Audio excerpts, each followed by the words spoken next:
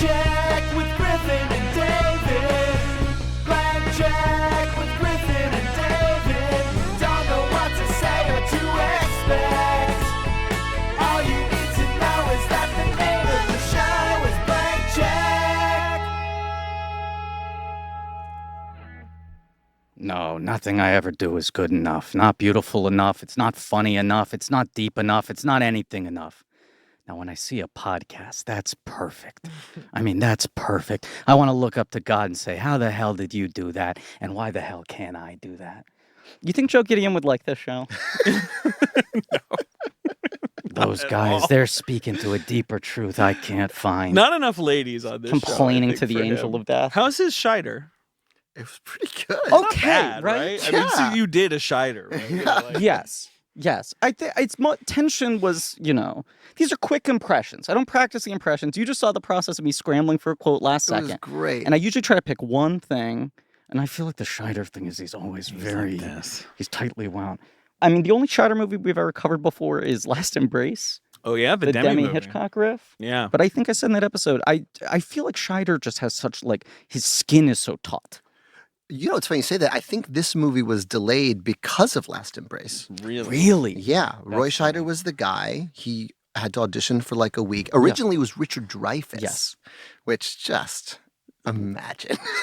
I cannot see how that would work. No disrespect. Neither could anyone from the moment they committed to it. And that's why it didn't happen. But Right. that movie would have been insufferable. The thing, right? He's good at. He can play a prickly, difficult person, but not like this. I mean, the Scheider casting is so bizarre, and you hear all the stories about what's his name? Sammy Cohen, right? The agent who pushed so hard of I think Scheider's your guy, and Scheider so badly wanted to not play a cop. Right. And show he could do anything else. Right. And they did the meeting and they were like, well, he can't really sing or dance, but you're right, he's the guy. Yeah. It He was said, if you come to my house every week. Yeah. Right. And we just go through every line of the script. But Demi's, he was committed to Last Embrace. Yes, And you're so right. they had to wait till he was finished with that. So You're right. that's funny. It's- That's the other one it's here you in covered. here. It's not a. Have you seen Last Embrace? I have not. It's not great. It's not terrible. Very fine. It has Very a early Demi, yeah. Yes. very early Demi. It's kind of his first vaguely real movie. Like the prior ones are all what Roger Corman movies, right? But it's also the last one where it feels like he's approaching things from a Corman standpoint of what genre does this have to slot into? Right. It's like and a from the next Hitchcock movie on, thing. it's what's my personality? Yeah. And it has a Niagara Falls finale. That's its big thing. That's like cool. there's someone falling down the Niagara Falls or whatever. You know that thing where movies used to have one expensive sequence and it was the Right, and they'd be poster like- and the entire marketing campaign and they were like, Yeah. we promise you in the last Why is 5 little minutes. Orphan Annie hanging off a bridge? Oh, man. Well, that wasn't in the show. You're going to see one good thing. Because Annie hanging off the bridge is one of the because they clearly they should have done the Statue of Liberty and they were like, we can't. Everything's been. We'll just do a bridge, a like break, they a couldn't- suspension bridge. Exactly. Like, why isn't it a locate like Yeah, a of which New there York are none place? in New York. So I have the Mad magazine spoofing Annie. Mm. It's my mom's or whatever. Humble brag. Yeah. And they really rip it for the bridge. They Really? really Good. they have 3 or 4 jokes about the bridge. Were you a Mad Magazine kid? You feel like you Yeah. were, right? Yeah. Did you I have... remember my first time walking away from my home unsupervised was Yeah. to go buy To get a Mad. Wow. a Mad magazine. It was Super Mario was on the cover. Okay. It was $1.35. Cheap. Pretty cool. Cheap. You Always came says in today wearing a Nintendo hat as well. Let's say you had a Nintendo hat on, and you have an All That Jazz shirt, a Fosse shirt, a More Smoke. I do. Please. This was our wrap gift for Fosse Verdon. It's the Fosse Verdon crew shirt, but That- the More Smoke, please. That rules. Here's a question for you two. I discovered special and a delivery. bagel came in. A and bagel I feel came like I gotta say for the listener, the door opened and a hand, a it was actually disembodied very hand. Fosse. Yeah. Just an offered a isolated bagel on a hand, plate. A Yes. bent wrist. Yes. Put my bagel. You could almost hear into the the room. snapping Yeah. under the timing of the bagel. For anyone who's ever criticized me and saying, "God, this guy, I can't believe he eats bagels on mic," Yeah, well, I want to say today we have a Tony Award winner. We have a Pulitzer Prize winner. sure. Grammy, Emmy. I mean, don't make don't put him on the spot. He doesn't want to talk about his awards. No, I'm not. slowly I don't unwrap want to my make him bagel. talk about his awards. I While just this want to say happens. he's about to eat a bagel on mic. Yep. Despite all that, I'm gonna. You don't have to eat directly into Mike. Yeah, no, I'm gonna try to be as discreet as possible with Absolutely. this. But this is vindication for me. That's all I'm saying. You're doing great. I'm here to We've been absolve you building of your to this. sins, Griffin. We've been building to this moment. Did you guys have the experience that I felt like I had as a kid where you discover Mad Magazine, you're like, I fucking love the energy of this. I love this is so funny. This is my sense of humor. I didn't know you could do this. And then the first time they parody something you like, Oh, you're like wounded by how it? dare you? You're like, come on. Right, because their attitude was that every movie sucks, right? That, like, Yeah. every movie's stupid. I discovered Mad Magazine through it was my mom's collection. It was like Yeah. a big box of them. Yeah. And there was one that made fun of Return of the Jedi. Yeah. And it just, has Right. so, it really, really is nasty to it. These things were created to sell teddy bears. Like, I'm sure they went for all the 100%. Right, yeah, And right. some of the Bucks. points, as like a 7-year-old, I was like, I guess I can see that. Yeah, and it was a little loss of innocence moment for Yeah. me. Like, oh right, this is like a corporate product. Yeah. Sure, okay. I Yeah, remember yeah. reading the ones that came out on the newsstand and then going to, I think it was my godparents' house, and they had a stash of Yeah. old ones Yeah. in Which the are better. And I remember seeing Apocalypse Now was a crock of shit now, and being like, "Oh my god, How did That's that movie illegal. make any money after can't- that? You what?" I mean, we just watched Lenny and recorded that yesterday, the movie that comes right before this. I love the idea of doing an incredibly serious Mad Magazine biopic that's them getting arrested. Right. It's like all black and like spotlights and they're smoking and the smoke is rising. They're like, I don't know, a crapolypse now? No, that makes no sense. Nah, crock of shit. Yeah, no, you get like Timothy Chalamet's Dick DiBartolo. right. Someone's like, what if spy versus spy versus spy? Remember when there would be the third spy? Yeah. Occasionally, the lady spy? Yeah, oh, the woman in gray. She would always get him. The woman in gray. She always You got were him. always excited when you got one of those. I was always Daniel fine. Day-Lewis just pops in at the end like, Jaffe's late with the fold-in again. That would be incredible. He's if just like this tortured artist. Fucking Dale Day-Lewis retired, right? Ben's good friend, Danny Day, retired. You call him up and you go, Dan, look, I know you're out of the game, but William C. Gaines. It's time. Yeah. Put on the wig. Address and me beard. as William. Right. Fucking, what do you have? So Liev Matt is- Schreiber as Don Martin. I'm trying to think of all the most intense, You're right. Yeah. growling It's like actors. Spotlight, but the same cast Yes, as it's Spotlight. Spotlight, but it's Mad. exactly. Yeah. So Matt's just This is the done, lighter huh? side of Mad dentistry. Mad does I have, think like, they a do website? like 4 issues a year that are Mm. mostly reprintings, and they'll do like 1 or 2 new pieces. Yeah. I just remember that Return of the Jedi joke when Leia's freeing Han from Carbonite. Leia says, like, how could you have been in Carbonite? You did Raiders of the Lost Ark and Blade Runner in between this and Empire Strikes Back. And as a kid, I was like, damn, that's a good run by Ford. Like, I think that was my reaction to that joke. Like, God, that's what he squeezed in God, what a between. career. Yeah. Anyway. Listen, Wait, did you introduce our guest? not yet. I'm Okay, waiting. all right. No, okay. I'm so sorry. Or our No, podcast. you're doing everything. Yeah, you're correct. doing fine. This is a podcast Thank you. called Blank Check with Griffin and David. I'm Griffin. I'm David. It's a podcast about filmographies, directors who have massive success early on in their careers and are given a series of blank checks to make whatever crazy passion projects they want. And sometimes those checks clear, and sometimes they bounce. Baby. It's a miniseries on the films of Bob Fosse. It's called Pod That Jazzcast. That's right. This movie was a hit, right? I mean, a mild It was a hit. Yeah. which is crazy to consider. Yeah. It is crazy to consider this as like a box office success. Yeah. You watch this movie and it's so brilliant, but you also think, like, well, this must have been the one that This people must have been were the just grand like, I following. can't handle this. And even as you're watching it, you're thinking, does anyone who hasn't seen Right. Lenny Right, or his last read a couple biography movies, on Bob right. Fosse understand what the fuck's going on? But It's so You personal. do. It's like he must have just been so culturally omnipresent at that point, where even if you didn't know fucking everything, you had enough of a sense of who the guy was making this movie that you understood what he was riffing on. But it's bizarre. Yeah. It's bizarre. It's one of quietly one of the blank checkiest movies ever made. It's It not the is. biggest check ever written. It is the biggest check ever written. You Yeah. think so? Like just in terms of Creatively, creativity. Yeah. there are bigger financial checks, but in terms of going into a studio and being like, I want to make a musical about my death and how much I suck. About the heart attack I just had, essentially. Yeah. Right. And also the insane thing with this movie where the budget runs over and another studio comes on and is like, God damn it, fine, fuck it. What are we gonna do? All of it. It's All two of it. blank checks. It's 2 blank checks, Yeah. really. Yeah. Sort of overlapping And checks. didn't he, in the process, also like renegotiate to get the rights back to the movie or I don't something know. crazy? I don't know. Look, Yeah. today we're talking about all that jazz. Now, I want to say, and I'm not going to harp on it, when we emailed you about doing this episode, and our guest today, by the way, because this is a movie podcast. I don't know if you know this. I'm going to list a couple movie credits. Sure. Wrote the songs for Moana, film we love, covered on this podcast. That's true. Encanto, little movie with a couple songs that have stuck around in the public consciousness. Director of Tick, Tick, Boom. Great movie. And this isn't a theater podcast, but I did see on your Wikipedia that you created, wrote, and starred in a play called Hamilton. a few other shows. Right? That was a thing I did notice. Lin-Manuel Miranda is Hello. inexplicably on the podcast. Long-time fan, first-time caller. Bizarre. Happy to be here. Bizarre. Thank you for bizarre. coming. Bizarre. And dare I say it, dumb.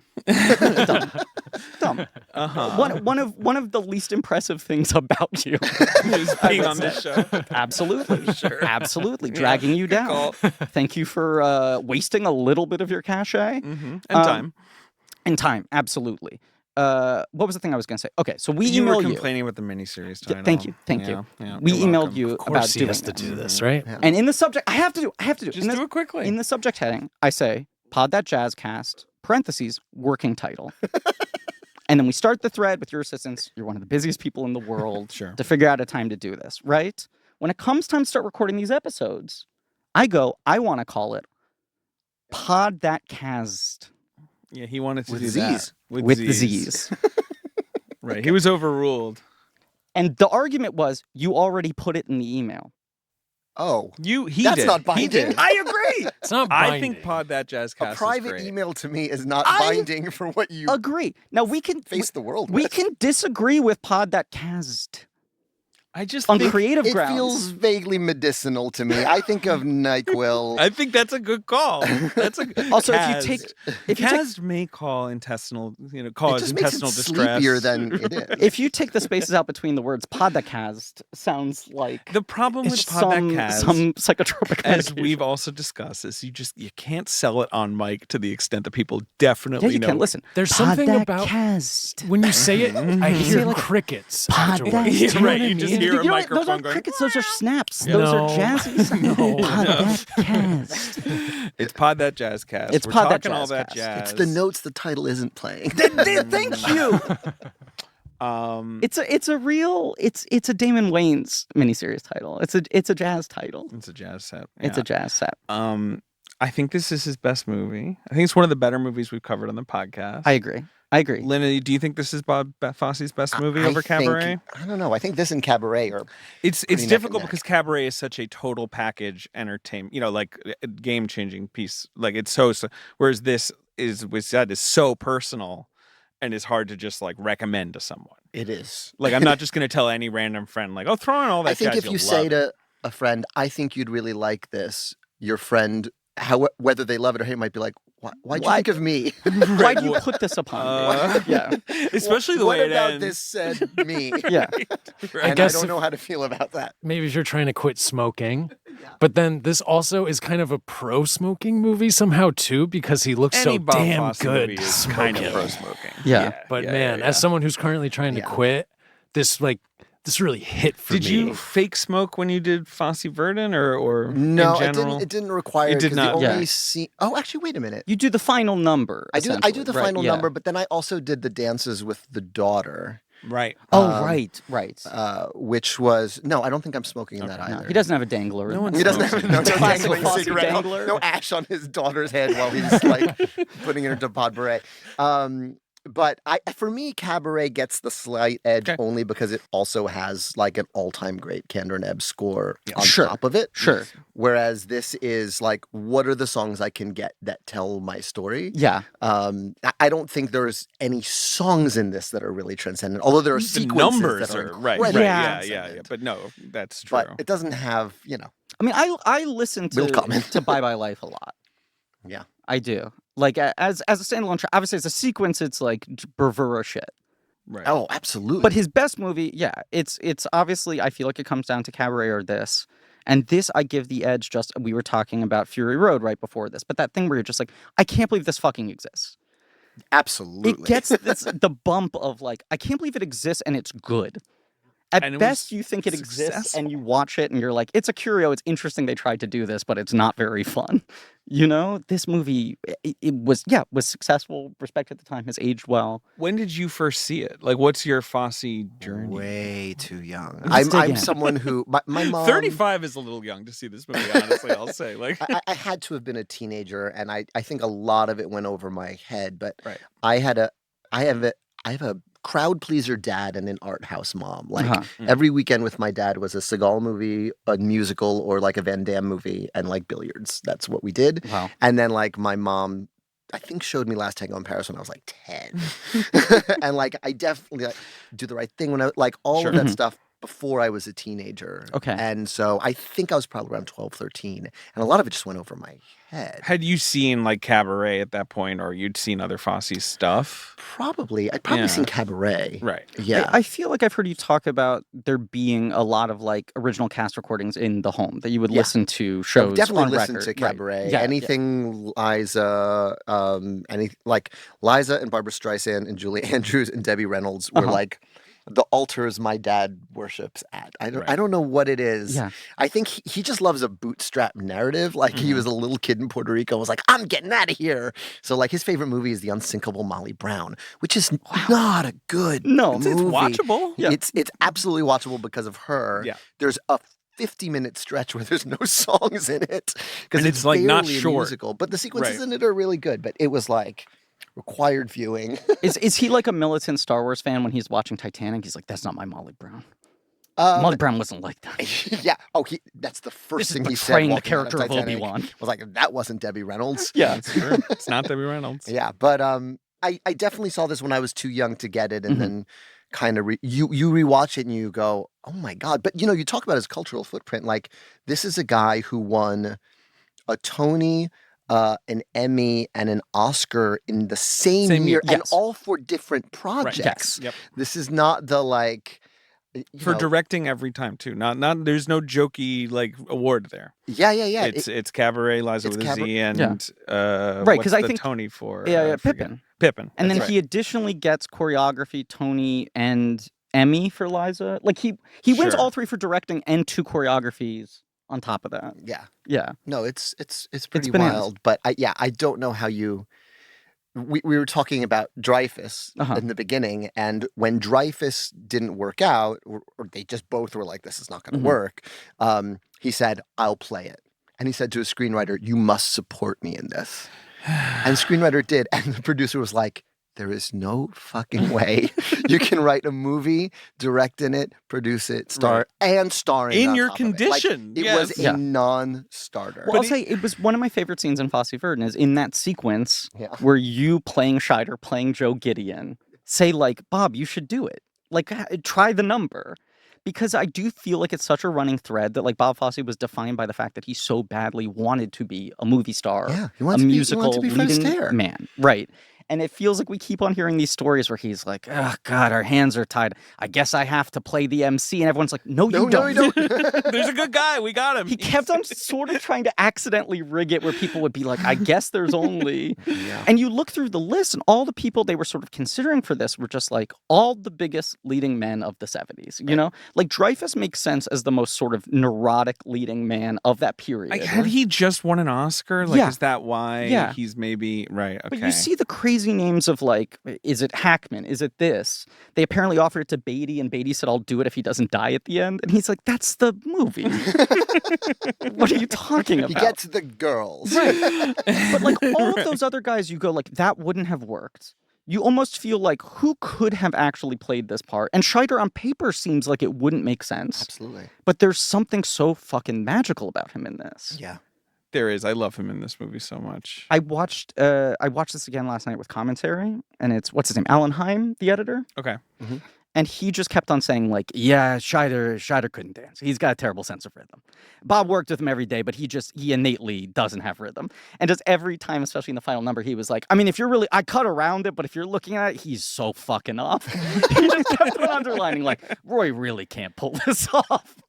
Wow. But you That's buy funny it. about Buy it. Dreyfus. Buy it. He sells it on confidence and charm. You know, Dreyfus, I don't know if you remember this, Lynn, but like he was supposed to be in the producers on the West End years Yes. ago in like I guess when it was launching on the West End, and he dropped out at the last minute. It was like a very shocking thing. I think Nathan Lane actually was like spirited over. Was it Jason Alexander and him? Fuck, I have to look it up. It now. was someone. Yeah, but So yeah, he it's dropped out like a week before. It's funny how it's like and I think he couldn't do the dancing, like right. And it was like a last minute thing of like, this actually isn't going to work. It like, sounds like that's also what this came down to here, where they were just like, That's this what it is was. never going to be solved. Yeah. 4 days. Oh my God. Yeah. I mean, like, it's really weird. They brought in Nathan Lane. It was him and Lee Evans. Yes, Lee Evans. Okay. Yeah, who was like a British comedian guy. Right. But anyway, like, it's just funny that the bookends of that, like Dreyfuss, they worked with him. They were. I mean, the thing I have, it's from the Wasson book. In my notes, is just like immediately you could smell disaster. Is how they put it. Right. Like when Dreyfuss is like running the steps with them. And also, notoriously a prickly guy. Like, I think Fosse doesn't need someone else who is a neurotic mess, over obsessing over everything. There's something about Scheider just probably being something of a pro, and also really, really being eager to show something different. Right. But it's fascinating that, like, as much as I feel like this becomes his best performance, maybe not as the most iconic because of Jaws and everything. Sure. This becomes like his high watermark as an actor. He doesn't really get to do anything like this ever again. He pretty much just goes back to, like, he does this movie, he gets the Oscar nomination, everyone applauds him, and then he's like, okay, I'll pick up the badge and the gun again. Yeah, and listen, he does another there 15 years of this. There's something to be said for when you're doing a musical, getting an actor who isn't really known for musical. I mean, I just went through it with Andrew on Tick Tick Boom, but they have to have some kind of innate musicality for it to work. Like, Andrew was a fine singer who got told when he was like 6, you're a bad singer, so he just never pursued it. Okay. But when we were going through singing lessons and all of the sort of prep for him, he was great. You were like, it was there. just The innate like sense is there. It was just like rusty water in a faucet, and then the clear water came out very quickly. Sure. Because I remember that being the beat on it. It was like, well, Andrew Garfield, like, that's very demanding. He's not going to be able to sing. And then, like, 2 minutes into the movie, you're like, well, this is fine. Like, I don't know what anyone was worried about. And did he do his own piano playing? What I said to him was, I need to be able to pan from your fingers to your face like 3 times at the beginning so we can sell that you're playing piano. And then don't worry about it. And then don't worry that. about it. Right, he needed to learn the opening riff of 3090, the opening riff of Why, the song he sings at the Delacorte. Right. And I forget like one other song, but I just said, like, worry about these 3 little pieces. Yeah. Wait, but so the rest of the time is he just like, because that's what I was. Yeah, but you know what? He also would watch our rehearsal pianist so that he like. And that's something I hate when you see bands in movies and they're just doing something that has nothing to do with what you're hearing. Yeah. So I'm the stickler for that. It's like that and like empty coffee cups being carried around like a wait list are like the 2 bugaboos I have. And there's one of those, and in the Heights, it drives me fucking crazy.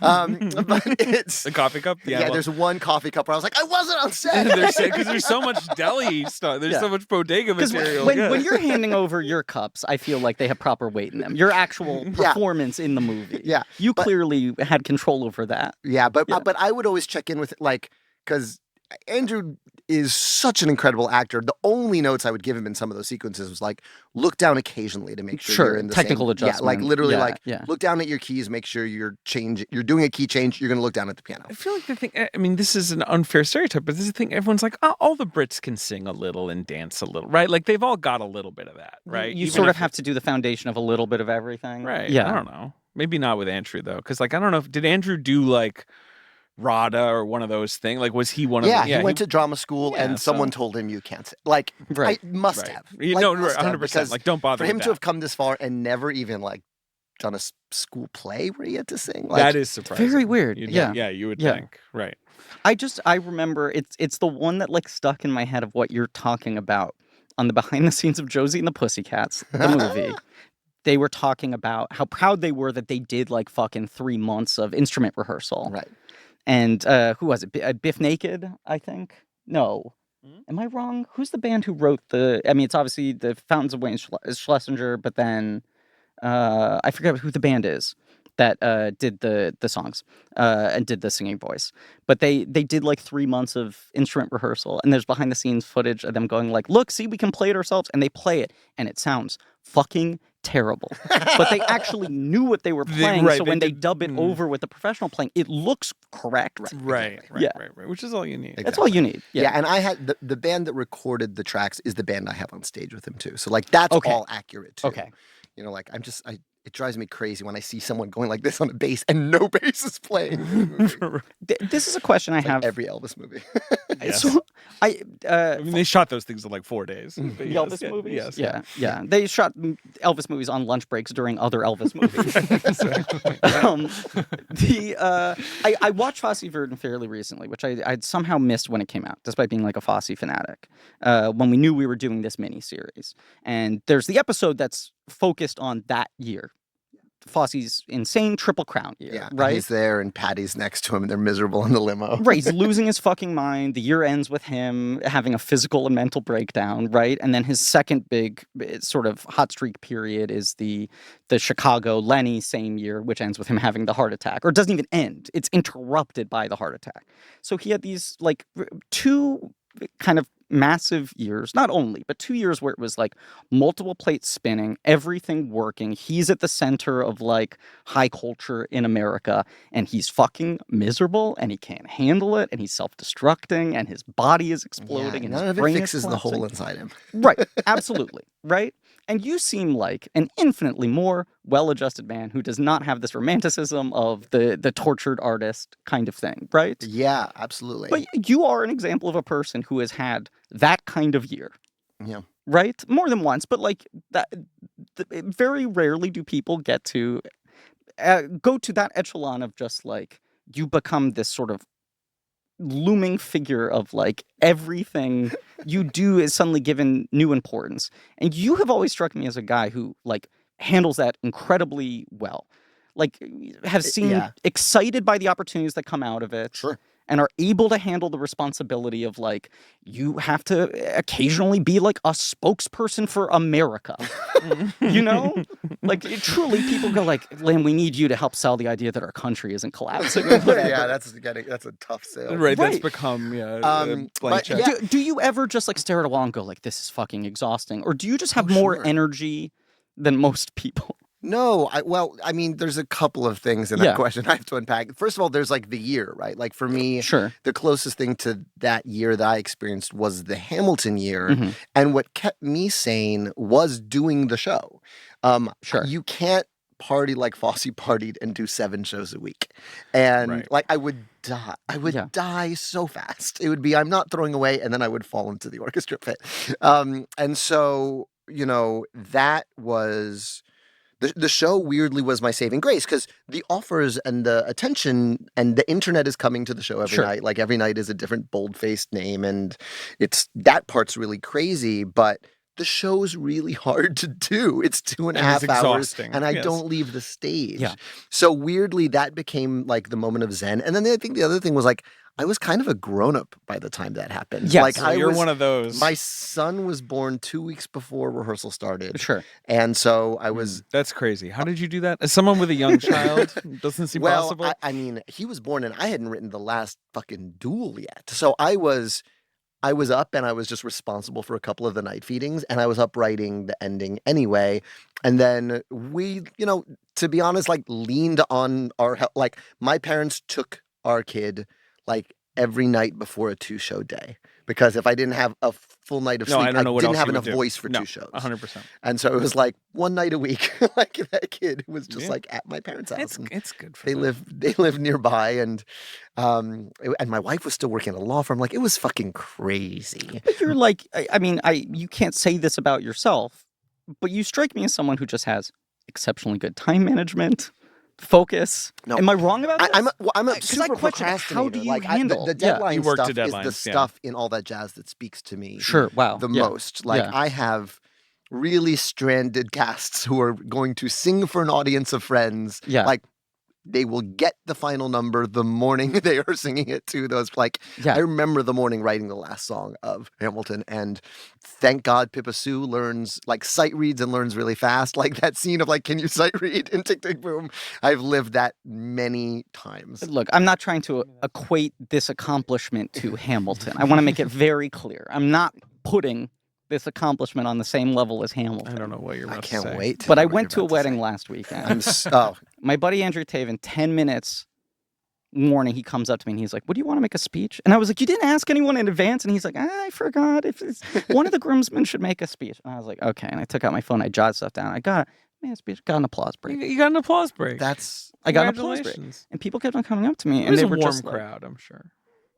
Although it was a destination wedding, so people are a little itchy. tired. Yeah. And people were like, "How did you write that speech in 10 minutes?" And I was like, if I had been given a month's notice, it would have been worse.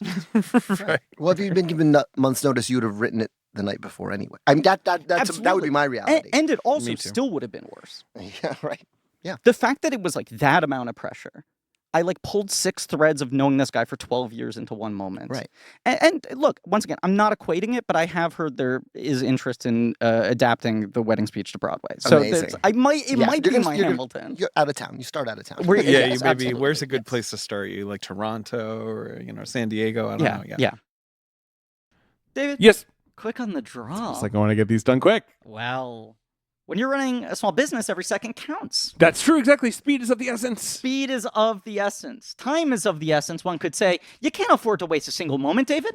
But why are you taking time out of your day to go to the post office when you could be using Stamps.com instead? And Stamps.com saves you time, money, and stress because for more than 20 years, they've been indispensable for over 1 million businesses. They give you access to all the post office and UPS shipping services you need right from your computer, and you get discounts you can't find anywhere else, like up to 30% off USPS rates and up to 86% off UPS. You know that's a real number because it's so It's specific. so specific, and I always realize it's not up to. It's 86% off UPS. Exactly 86% off. Look, you can streamline your shipping process with Stamps.com's easy-to-use software. All you need is your regular computer, just a reg pooter, and printer. No special supplies or equipment. That having been said, I ordered a little label printer for them. It's fun. It's a nice it is little fun. label You can- printer. You can make nice little labels. You're up and running in minutes, printing official postage for any letter, any package, anywhere you want to send. Plus, Stamps.com seamlessly works with Shopify, Amazon, Etsy, eBay, and more. So whether you're an office sending invoices, an Etsy shop sending your products, or a warehouse shipping out orders, Stamps.com is your mailing and shipping solution. David? Mm-hmm. I know we're trying to get through this, but this next section is mandatory. You're right. Stop wasting time and start saving money when you use Stamps.com to mail and ship. Sign up with promo code CHECK for a special offer that includes a 4-week trial, plus free postage and a digital scale. No long-term commitments or contracts. Just go to Stamps.com, click the microphone at the top of the page, and enter code CHECK. Obviously, like, Fosse is a figure that you clearly are, like, in conversation with in your career. Well, I think that Tommy. It's funny because I just read the book. Sam Wasson is a friend of mine. He went to Wesleyan, and I used to play piano for his improv group. Like I was like the Richard Franch on piano for their like group, and so that's how I knew him. And then when I read the book, I was like, oh, I didn't know you could do this. Like it's like learning your friend can like juggle chains. Like, right. Oh, I didn't know you could write like this. Sure. And to me, the like the innovation is really the epigram of the book, where the it's all 60 years left, 45 years left. That's how the chapters are broken down. Which he's which like is such a stroke of genius, given who he's talking about and how they saw the world. But I think Tommy was attracted into making that because Tommy is like the anti-Fosse. Like he's just such a like, I want to talk to you all until we're all making the same thing, and I want to like, he's just like he's very not like a dealing sort with of people. dictator. Because like every story you read about Fosse, you're like, I understand the man was a genius, but how did anyone put up with this day to day? What a pain in the ass. Like, and it earnestly, seems like the intolerable. movie kind of earnestly puts forth like, yes, I need to fuck you to make you a better dancer. Right. I need to understand your body. Like that was the come on line, and it's like unput up withable. And then you watch all that jazz, and you're like, oh, this guy completely knows how full of shit and annoying he is. Yeah. And yet he's also this great artist that I can't really, I think this is a good time to tell you what I brought. Tell me today, what you brought. which is that You said you brought something. I brought some goodies. Goodies, yes. I called Sam just before, like a week ago, saying I'm going to go be on Blank Check and talk about all that jazz. Anything not in the book that you want me. And he said, everything I know, he texted me back, goes, everything I know is in the book. And he goes, Oh, but I have the original draft. I'm going to send that to you.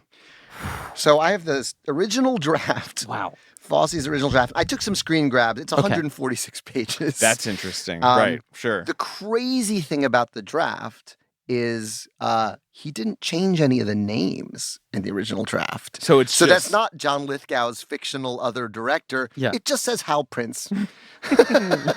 Right. And was it Joe Gideon? And it says Candor and Ebb yeah. Right. in the thing. And there's another story I have to tell you on top of that. But and there's all these scenes with Patty and Herb Gardner that didn't make. Oh, wow. All the cut scenes are him Yeah. talking to his friends and his friends calling him out on his bullshit. Right. But is a thing that accidentally, I think, helps this movie is that the guy is friendless. Yeah, that's right. But in real life, that was Yes. his crew. Yes. Right. It was Herb Gardner, Patty Chayefsky, and they would all get drinks and just they were like the creative club. And so I'm gonna read you some of these cut Patty tunes. You have to sing them. Yeah. Yeah. There's Bob smoking with a drink in his hand. He's looking at the Lenny movie, and he goes, "Maybe we can get away with it." Herbie says, "Bob's afraid if he ever said anything optimistic, God would strike him dead." There's one little. Mm-hmm. Mm-hmm. One That does little make bit. sense. Yes. Then here's another thing. Patty, such bullshit. It won't be bullshit if he drops dead. And Patty says, maybe Fosse thinks the only way people will take him seriously is by dying. Right. Herbie, but do we have to keep reminding him all the time? Do we have to tell him what a son of a bitch he is? Do we have to tell him how miserable he behaves to women? Patty, Herbie, to Fosse, that's approval. Again, none of the names are changed. Right. Yeah. To Fosse, Yeah. that's approval. There is no Wow. Joe Gideon in this Right. draft. That's It's wild. just Bob Gwen. Fosse. Yeah. It's Annie. Yeah. It's Is his daughter? You know. it's his daughter. Yeah. What's so funny is in that commentary, the commentary, Allenheim says when they were cutting, he'd go "Do you think we should hold on you for this long in the scene?" And Fosse would be like, "That's not me. That's Joe Gideon." Yeah. He was prickly about it. He was like, "Come on, just fucking. Why are we wasting time?" Right. Let's get the But the shorthand. fact that even the first draft was Bob Fosse. 100% Bob Yeah. Fosse. Yeah. Here's the one that made me want to bring it up at this point. Herbie. So Gideon, Fosse is saying, but I'm despicable, untrustworthy, disloyal, worthless. Herbie interrupting. Listen to that. He thinks he absolve himself simply by listing his crimes. Right. Bob, the biggest con of all, honesty. Patty, which does not deny the truth of the fact that you are despicable, untrustworthy, disloyal, worthless.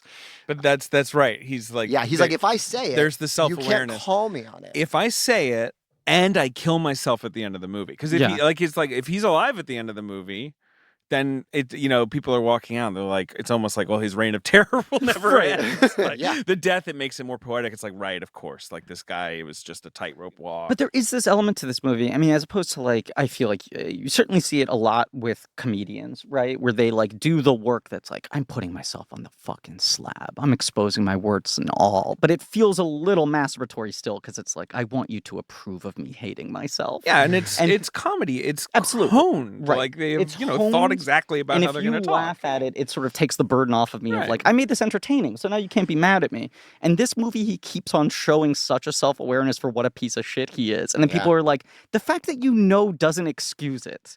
That doesn't make it cute or charming. I mean, But it does kind of, because it's such a cool little bit. movie, and you One of watch my it, you're like, favorite holy moments shit. Yeah. is when they do the what is it? Take Off with Me. What's the name Oh, of the number? erotica? Yes, erotica. And at the end of the number, the Verdon stand-in character is crying. She just goes "You fucking asshole! It's the best thing you've ever done." People are angry infuriating. that he continues to do good work, Right. because it's you're gonna fucking be able to justify your bullshit. Yeah. I mean, he starts thinking about this after he has this massive coronary event, right? Which is what the movie's about, right? He's doing Lenny in Chicago at the same time, basically. Right. He has this heart attack.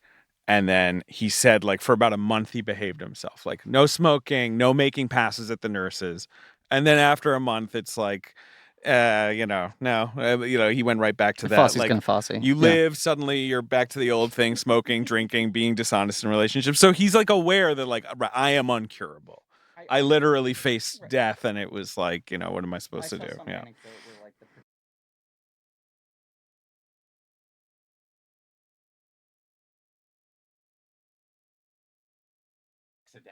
That was his concession. I went from 10.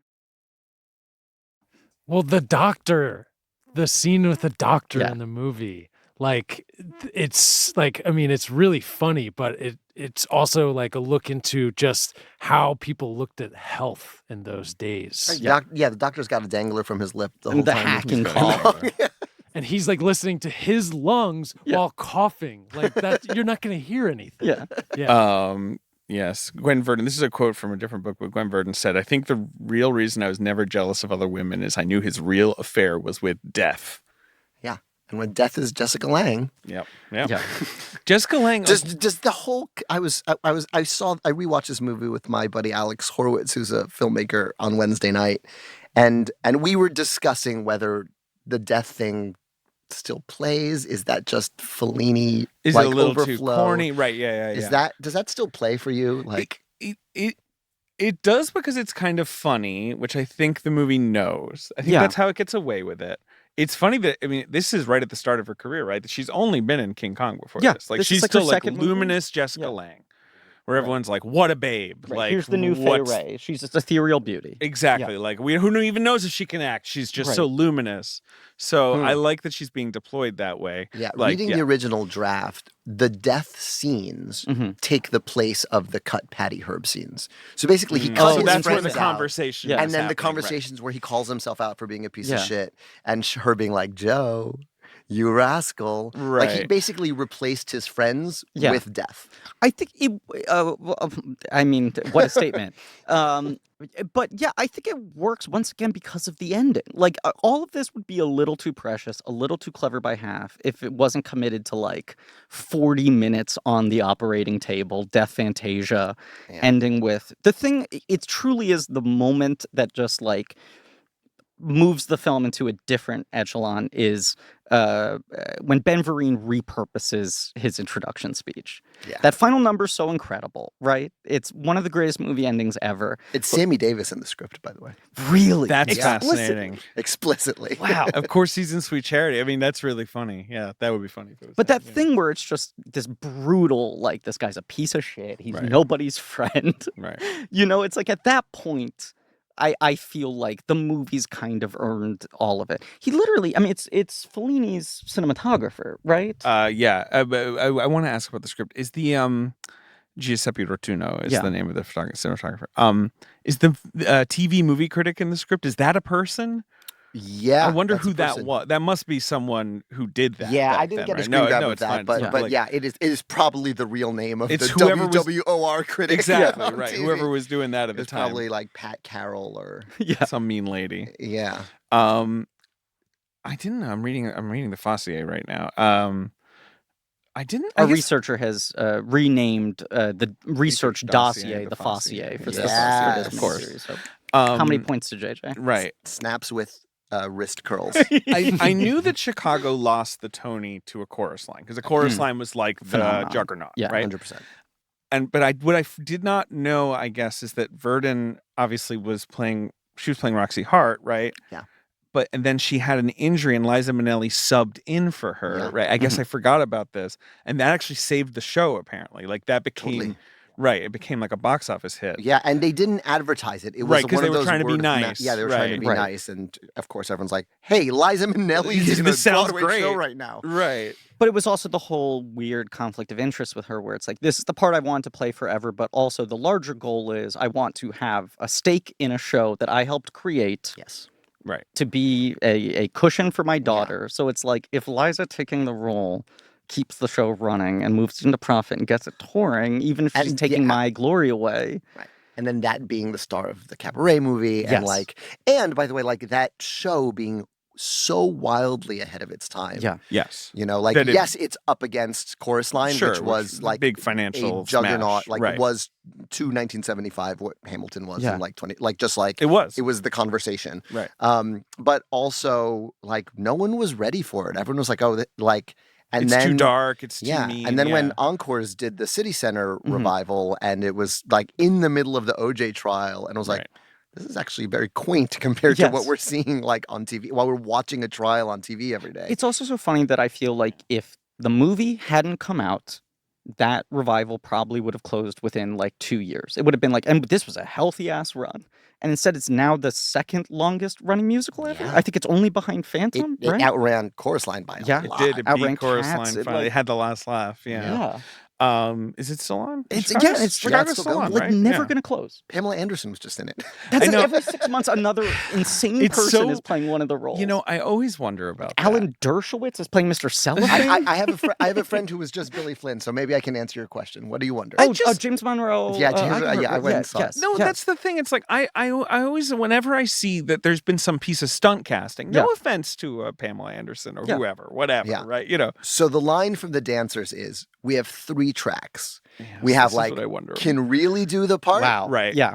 can sing but moves, Yeah. right, and like the no fucking idea. and Right. they, God, and they just have like what they do accordingly wild. depending on the 3 levels that come in. Right. because that's just From what their you know. stunt casting. Yeah. It must be so strange. And like the West End, I grew Everyone up I in hear England. Pam is in the second category. Like she can sing it and she can move. Yeah. Right. Like She's a she has, professional. yeah, You, she's you a will pro. hear those surprising reports where they'll be like, "This one's actually good." Because there was in the West End, Denise Some of Van them you're like, they're Denise getting Van through it. Outen, who is like was a morning TV host, Mhm. did it on London, but then she moved to Broadway, and I was like, she must have actually been pretty good for that to happen, Right. right? Because she's nobody here. Like, Yeah. Wait, I'm sorry. Just how would all you right.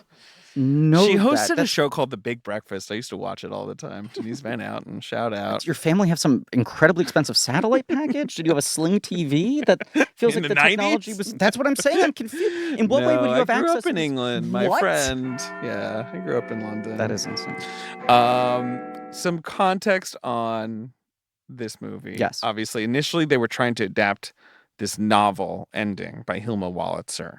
Okay. That was actually the initial genesis of it, and the option eventually expires, and it just turns into Bob Fosse, the movie, right? Like Okay. So initially, it was actually not going. It was going to be an adaptation. What was the something. novel? It's called Ending. It's a similar thing. It's Okay. like a memoir about death. Like, Was it also about a chain-smoking Broadway choreographer? no, I don't think so. His name was Wolitzer Fob was Bosson? very confused because Wolitzer is like, my characters are not Fosse-esque at all. Yeah. They're very ordinary middle-class characters.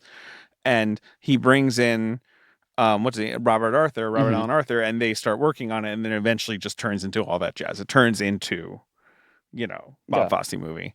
And it moves from Paramount to Columbia. Fred Ebb gives his blessing to call it All That Jazz, I Mhm. guess, because it's his song that they're naming it after. It's kind of incredible how cynical the use of the title is in this movie. That it's Vereen at the end saying like life, love, works, relationship, all that jazz. Like right. it's just like your whole fucking stupid life that we're about to end. Right. Since we've just mentioned Fred Ebb, I would like to interject with another section from the Please, original please. script, because the songwriting team in the script, it's just Candor and Ebb. Right. Yeah. Right. So here's the scene with Ebb and Prince when they're eating and they're telling him that, Fosse's had a heart attack. Ebb, marvelous cast. And now we've got to sit around 4 months, maybe even lose them. I'll have the lunch and steak. Prince to waiter, chef salad for me. I can see where it would be difficult to hold them together. Ebb to waiter, and tea with lemon, then to Prince. All because he didn't take care of himself. And that goddamn movie. No, I mean, So wait, there's more. go on. So I texted this to the homie John Candor, Mhm. who is the nicest man in Holy show John, business. You are truly the only person who can get away with saying that. He's really the first composer I met when he saw Heights first week. He's, He was sort I of wanna the say Sondheim to your Tick Tick Boom. he truly he's was in his mid-90s, right? yeah, he's still in his- kicking. still Doing great. kicking, still amazing. He's gonna have a show very soon. Hell yeah. He has another show. He just has never stopped writing. So I texted him and I wrote, over here reading Bob's original draft of All That Jazz, and old Bobby just forgot to change anyone's names on the first draft. And I put an eye emoji. And then he texted me back, wow, even more complicated than it appears. Bob implied to Fred that he was actually writing about Stephen Schwartz. And then he wrote, we are all cowards, 3 exclamation points. Wow. So that's from the homie John Candor. So it's about- after the Shout out movie John came Candor. out, he was like, no, it's not It's you. not you. That's But so he was. or before when he asked for permission Sure. for All That Jazz for the title. Yeah. He didn't want to be right. Yeah, then I'm late, gonna make you look so insane and neurotic. right. That's funny. Well, and how? I mean, Chicago only opens. So he had some decorum or whatever, Yeah. some sense of Look, shape. the guy was obviously, good at getting what he wanted out of people. Right. It's It's the just so many of the results stories don't you feel lie.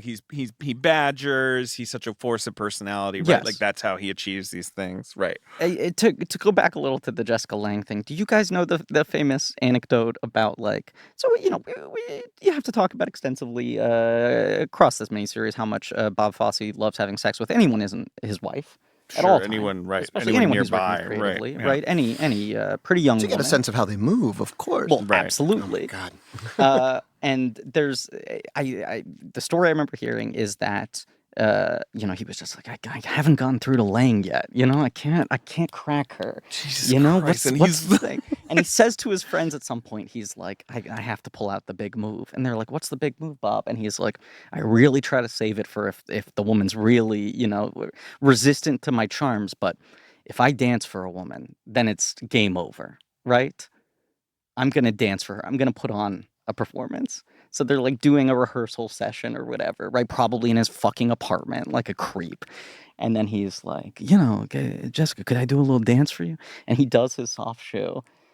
And he's like waiting for her to melt. And she's like, oh, wow, yeah, that's good. No, my boyfriend was talking to me about, and he realizes, oh, she's dating Mikhail Baryshnikov. I just did this for the one person Right. who will not be Who's not that impressed by dancing? Yes, right. That's fucking meaningless. It's absolutely right. She was in the middle of. She was just like, that's a it, because my long boyfriend does it relationship with him. differently. Right. That is really amazing. Isn't Good that for so her. good? Just not even clocking No, it. yeah. Right. Just absolutely. She's like, good form. He does this thing. Yeah. The greatest dancer who ever lived. Right? Just a perfect physical specimen. Yeah. He's not fucking like hacking blood all over the floor. Right. Exactly. He didn't just have a coronary. Right. A horrible reputation with all women he's ever met. Right. I just thought He's off Broadway right now, right? Doesn't he? What's he doing? He's doing Yeah. some like Chekhov thing, or Yeah, he's yes, doing that's like it, right. Right. It's like a riff on. I think it's a riff on the seagull. I might be It's the wrong. seagull. I think you're right. Yeah. That's another one of those guys that, like, when he chooses to act just on a lark, you're like, you're fucking this good at this, I know dude? it's infuriating. So, as we mentioned, Yeah. Warren Beatty, Mhm. Nicholson, who Mhm. apparently took Fosse to a Lakers game but couldn't dance. Double check that. That must be wrong. That he took him Jack to a Lakers Nicholson conducted business at a Lakers game? Dustin Hoffman, who essentially said, I will never work with Bob Fosse Uh-huh. again after Lenny. He's named as the comedian in the script too. Wow. Yeah, it's just Dustin. Yeah. Justin. It's funny because he actually cast the guy who played the role on stage, right? Right. Like that was his Keith Carradine, Okay. who kind of cuts a similar physical figure. I get Yeah. And he's that. done some. Yeah. Like you can see that. And obviously he can sing a little and all that. Yeah, yeah. And then it goes to Richard Dreyfuss. That becomes a disaster. Right. So they fire him. But outside of Keith Carradine, they're essentially just going to the 7 biggest leading men of that generation. As Dreyfuss put it, quote, I can't get up there with my big Jewish ass and try to be a dancer. To be Fair fair, enough. Ricky, he has a slender frame. I don't think his ass is that big. I don't know. He's kind of stocky in his way. Sure. Richard Dreyfuss. Now I'm trying to picture Mr. Holland in that outfit in Bye Bye Love, and it's joyous. Lynn, what do you think of the opus at the end of Mr. Holland's opus? David has talked about this a lot. Look. I just like the opus sucks. It just always bugs me. You've gotten that into after this our long podcast. movie. But you've been jumping around, right? You're not listening all the way through. Sure. I think that And this is maybe the 6th time David has brought up how bad he thinks the opus is. yeah, across but then the Broadway Joanna show. Gleason walks in. She's No, the all governor. that's We're asking great. about You're the just scene. like it's. Yeah. it's We're asking just, about the opus itself as a piece of work. If we were to judge Mr. Holland's life work. It's got like guitars and then a brass. Like Because he taught through so many eras, man. He did. It's like this sort of Copeland thing he's doing. I don't know. Anyway, it's just always funny where they're like, because that movie's like 2 hours and 20 minutes long, dude. Yeah. It's not short. It's an epic. They're like, finally his opus, and he just absolutely stinks I up the think joint. they thread it, and they thread the themes of it enough throughout the film that I bought it. You buy the opus. emotionally. That's fine. I'm not okay. bumping it in the car, but like, What if you You're at a weren't? record store, you find, what is the 7-inch? I'll take it home, I'll put it on. Divorced from context of the movie, would you be like, good work, look at label Mr. Holland? Or would you be like, You know, if it's like some random find. right. Want to hear something wild? This was this guy's life work. Taught for decades. Give this thing a listen. Natalie Portman puts the headphones on you. This will change your life. You hear Mr. It's the Holland's opus. opus. Are you like, All okay. right. So Scheider gets on board. Just Scheider to get gets us on back on track. As Uh-huh. you say, he was going to his house every night, Mhm. right? He's holding Bob Fosse's hair back while he's coughing into the toilet, Yeah. right? He's smoking cigarettes at the same, he's trying to just be as committed as possible to it. He's really good in the movie.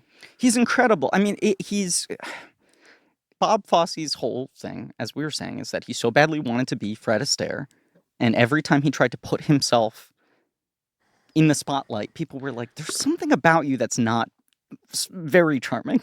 There's Right. something a little creepy about you." Sure. Right? And he didn't have the lithe form or whatever of No, Astaire or whatever. no. Yeah.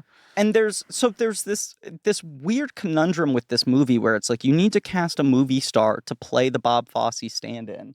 But part of this character is he has a certain charisma that is able to help him in his career, but can't translate into him being a very captivating performer. Right. He's Yeah. not actually going to be. And sort of the fun of that also is that his style, which we now, I mean, it is its own genre of Right. dance. Like you can say, and Fosse Yes. is the anti-Astaire. Like it's Yeah. like, okay, if Fred is elegant, I am pinched.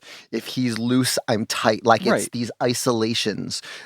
It's literally the inverse of everything he wanted. Like he just was like, well, this is what only I can do. Right. Um, and Scheider does have that pinched quality. Like even though he's more seductive than Fosse ever played on camera, Mhm. and he has movie star charisma that he's like committing to this piece of shit guy. Right. There's still the thing where it's like, I understand why he's not a star. Yeah. Let me read you this quote he has about Jessica Lange's character, just to close that off. When you think something's about to happen to you, and this is from Fosse, when you think something's about to happen to you in a car or in an airplane coming close to the end, this is the flash I get. A woman dressed in an outfit like a nun's habit, a whole hallucinatory thing. It's like the final fuck. That's how Bob Fosse puts it. So it is it's not just a Fellini ripoff to him. He's like, no. What's going to flash before my eyes? He comes is by it honestly. Exactly. Yeah. Shirley MacLaine, of course, declined to play Gwen Verdon in this movie, Mhm. which would have been weird and kind of insulting. Yeah. Yes. Yes. Because it's like she already beat you out for Sweet Charity, and now she's going to play you. But then the decision to have Anne Rankin play herself is Yes. Oh, bananas. he made her audition for it. Yep. He wanted Sidney Lumet to play Patty Chayefsky. Mm. And then when that got eliminated, he wanted Lumet to play the Hal Prince, the role Yeah. that Lithgow eventually plays. I wish Lumet had a little Sidney Pollack run later in his career as a character where he's actor. just showing up as an Yeah. actor. Yeah. I know, it's such He a was good just so idea. And he was like a really good child actor. And then it may surprise you to hear this, but the production of this film was unpleasant What? and Drawn complicated out. and Over filled with budget? drama. Over schedule? Right. And Fosse kept improvising on set, and no one knew what they were even doing, every day. One of the producers was basically tasked with, at a certain point, just having to go up to Bob and be like, last shot, enough. We're Yeah. going after this. Like, Right. people need a break. And the infamous thing here is they have already gone over budget, over schedule, and they haven't shot any of the final number.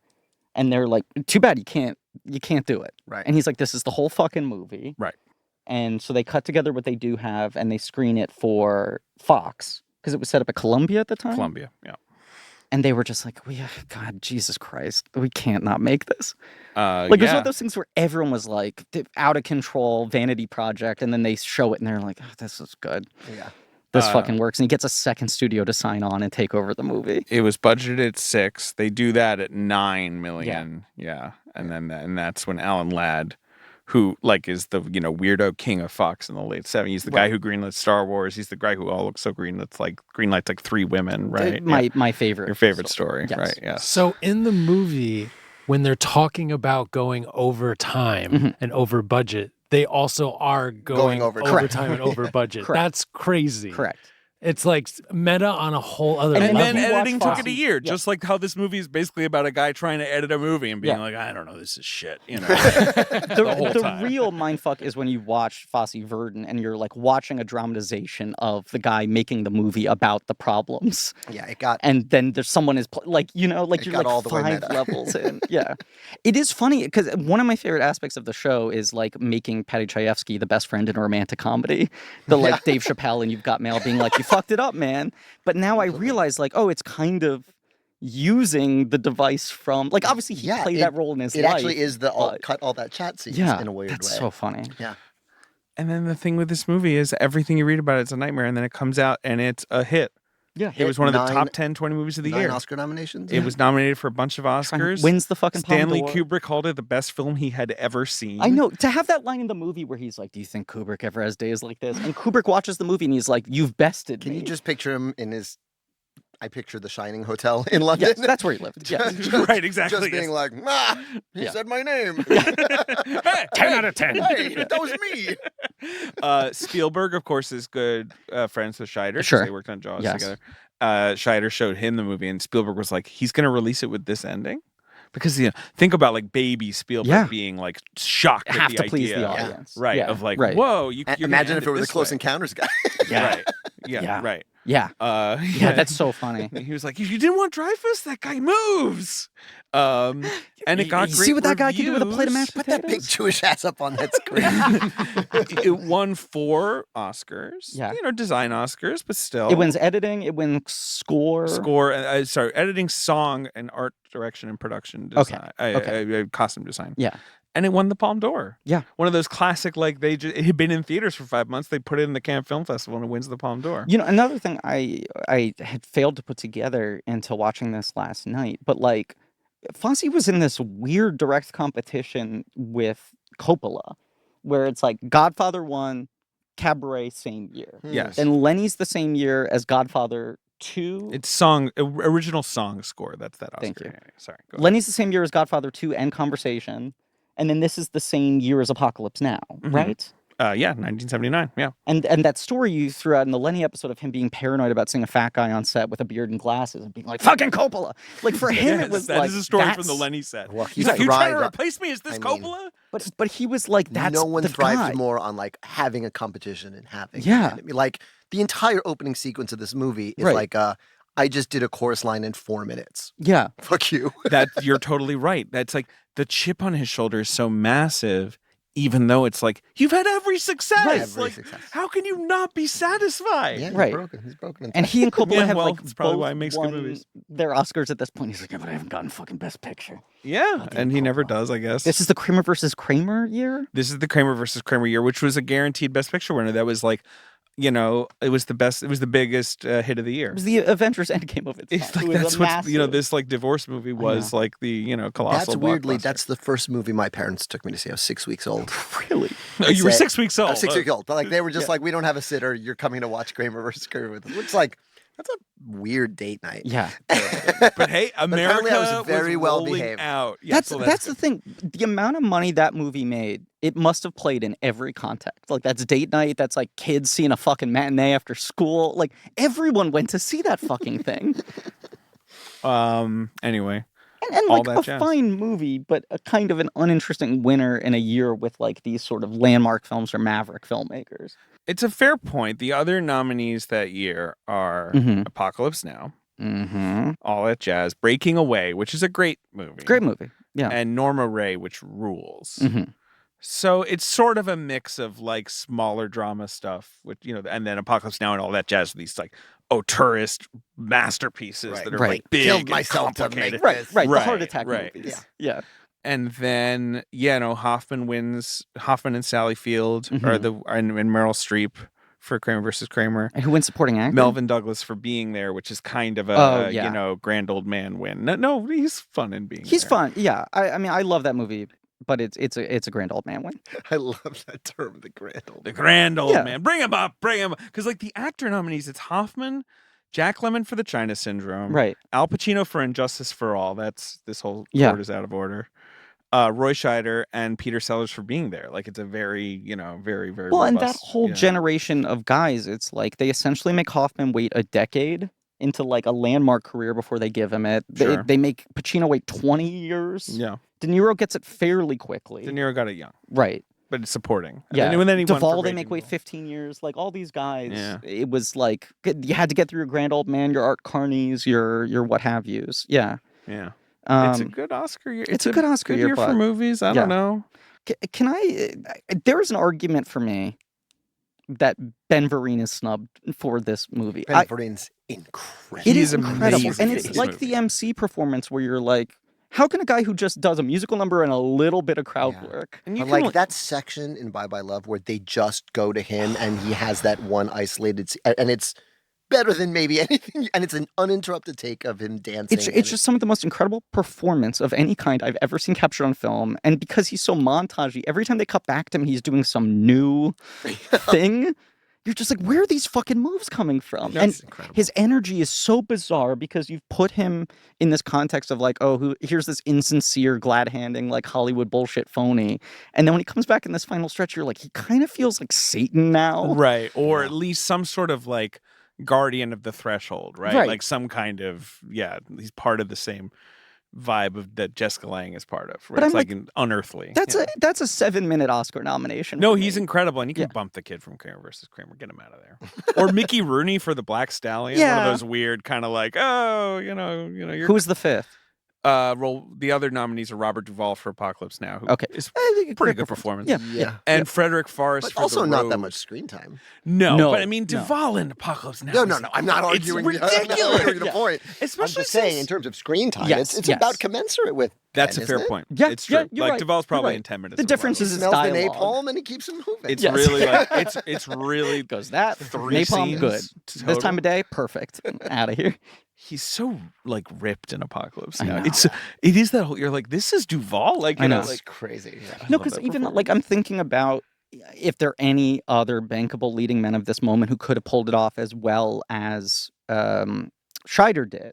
And it's like Duvall's almost the guy who's Right. angry enough to pull it off, but I don't know if he could be seductive enough in the same Right. way.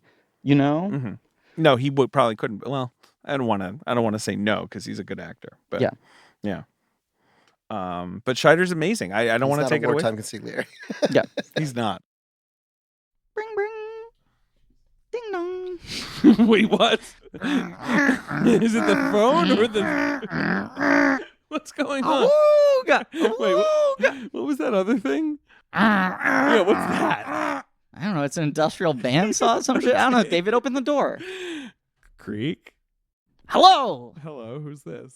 You're doing Batman on Patreon, I heard? That's true. I'm the puzzler. You are finally the puzzler, because the Riddler came and talked to us before. Yeah, that new modern serial killer Riddler. Right. You're just the puzzler. Yeah, I'm a new character. I'm I, auditioning to be a Batman villain. I love it. What's your what's You your guys big... know Batman, right? Can you get me in the inn? Yeah. Yeah. We know. Yeah. I can get you in touch with at least a Batman. Okay. So Maybe the not way- the This Batman. is okay. This is what my deal is. Okay. The Riddler he teases you with riddles. Sure. Perhaps you can solve the crime only if your brain is able to solve the riddle fast enough. Right. Puzzler, I have a very different gimmick. What's that? I give you a puzzle, and you can only stop my crimes if you solve the puzzle in time. Totally different. Yeah. I totally appreciate this is a different thing. What is your puzzle? It's really hard. Are you Okay. ready? Yep. David, put your thinking cap on. Okay. Because you're about to get foiled by the puzzler. What is it? Okay, here you go. Uh-huh. What would you do if your business had to hire great people fast? I need a hint. God damn it, I didn't think this through. You know I'm allowed to ask for one hint. I You did. know those are the rules. I know that. Oh, God. All right, what's the hint? Come on. I'm gonna feel real foolish in a second. What's the hint? The hint is you need Indeed. Thank you. I just gave it away. Because Indeed is the hiring platform, not the Batman, but it's the hiring platform where you can attract, interview, and hire all in one place. Did the Riddler make the same mistake as He me? did. Yeah, he This totally is messed that's up. kind of wild that we. Need and Indeed just rhyme so well. You I just know. can't You avoid just it. think one of us could come up with a better hint Look, that didn't actually just give you. well, the maybe answer. if instead you're spending hours on multiple job sites searching for candidates with the right skills, whereas Indeed is a powerful hiring partner that can help you do it all. Yeah, see, Okay. I'm spending hours constructing puzzles that work as my job interviews, and that feels like a huge waste of time. Okay, well, maybe you could use time-saving tools like Indeed Instant Match assessments and virtual interviews. Instant Match gets over 80% of employers quality candidates whose resume on Indeed matches their job description the moment they sponsor a job. That's according to Indeed Data US. What if I wrote my questions on like a puzzle? Like a crossword or something? Yeah, Sure. Not a crossword, but I was saying like maybe like a jigsaw. Oh, a jigsaw. Okay, sure. Does that you make want me to too play much a like game. Saw? I'm just I trying to don't find know. my angle. Yeah, here. it's a tough niche to find. There's a lot of puzzly guys. Look, Indeed's the only job site where you only pay for applications that meet your must-have requirements. It's an incredibly powerful hiring partner, delivering 4 times more hires than all other job sites combined, according to Talentness 2019. Okay, I mean, it sounds good. All right, well, here's the call to action. Yep, Indeed's please. doing something that no other job site has done. Now with Indeed, businesses only pay for quality applications matching the sponsored job description. Visit Indeed.com/check to start hiring now. Just go to Indeed.com/check. Indeed.com/check. Terms and conditions apply. Need to hire? You need Indeed. I just want to apologize quickly as well. I just feel like I didn't bring my A game. The hint was really embarrassing, and I know this is the Lin-Manuel Miranda episode. this is a It's big like, app to be you swinging kind in of on. want like a good ad, and I feel like I really kind of botched it. Yeah, maybe you did. Yeah. Okay. Well, sorry about that. It's okay. I forgive you. This movie has 2 of the greatest openings of all time. Go ahead. Like, I think just the cold open of the Showtime, the classical music, the waking up in the mirror, and then going to on Broadway Yeah. are just like 2 incredible So like openings. unsettling and haunting too. Yes. It's so good. Allenheim talks about that, like, as they cut that sequence and they were showing it to the people at the other stages of post-production, the sound mixers and everything, everyone kept on calling up and they were like, oh, you're winning the Oscar this year. Like, just from that sequence, they were like, buddy, you got it. And he was like, I kind of know I got it. Like, they just watched it and they were like, this thing's fucking dynamite. And it is like a complete statement in and of itself. It's like, you totally get the weird heartbreak of being in that position. There's so many little mini stories every time he has a little interaction of giving someone the good news or the bad news. Honey, I did fuck him and I didn't get it. Yeah. Right. It's incredible. And there's the guy who is so off. Yeah, that his kid's laughing at him. Yeah. It's It's all of it. it's- And that was filmed at the Palace Theater of Liza Minnelli infamy, Oh, yeah. Liza at the Palace. Right. Yeah. And Bob had an earwig in Roy's ear for that whole sequence. So he's literally giving him in the notes? his head being like, tell her she looks beautiful. Or whatever the fuck he's saying. God. Okay, yes, it's hard to go through all that jazz plot wise.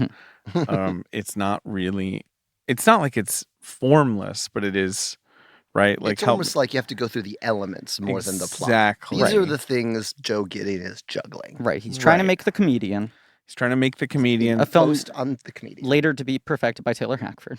That's true. That is true. And then he's trying to. Is it the stand-up or the comedian? You're right. It's called Oh, the it's called the stand-up. stand-up. You're right. Fuck, my joke sucks. Um, He's trying to do that. He's trying to do the airplane musical.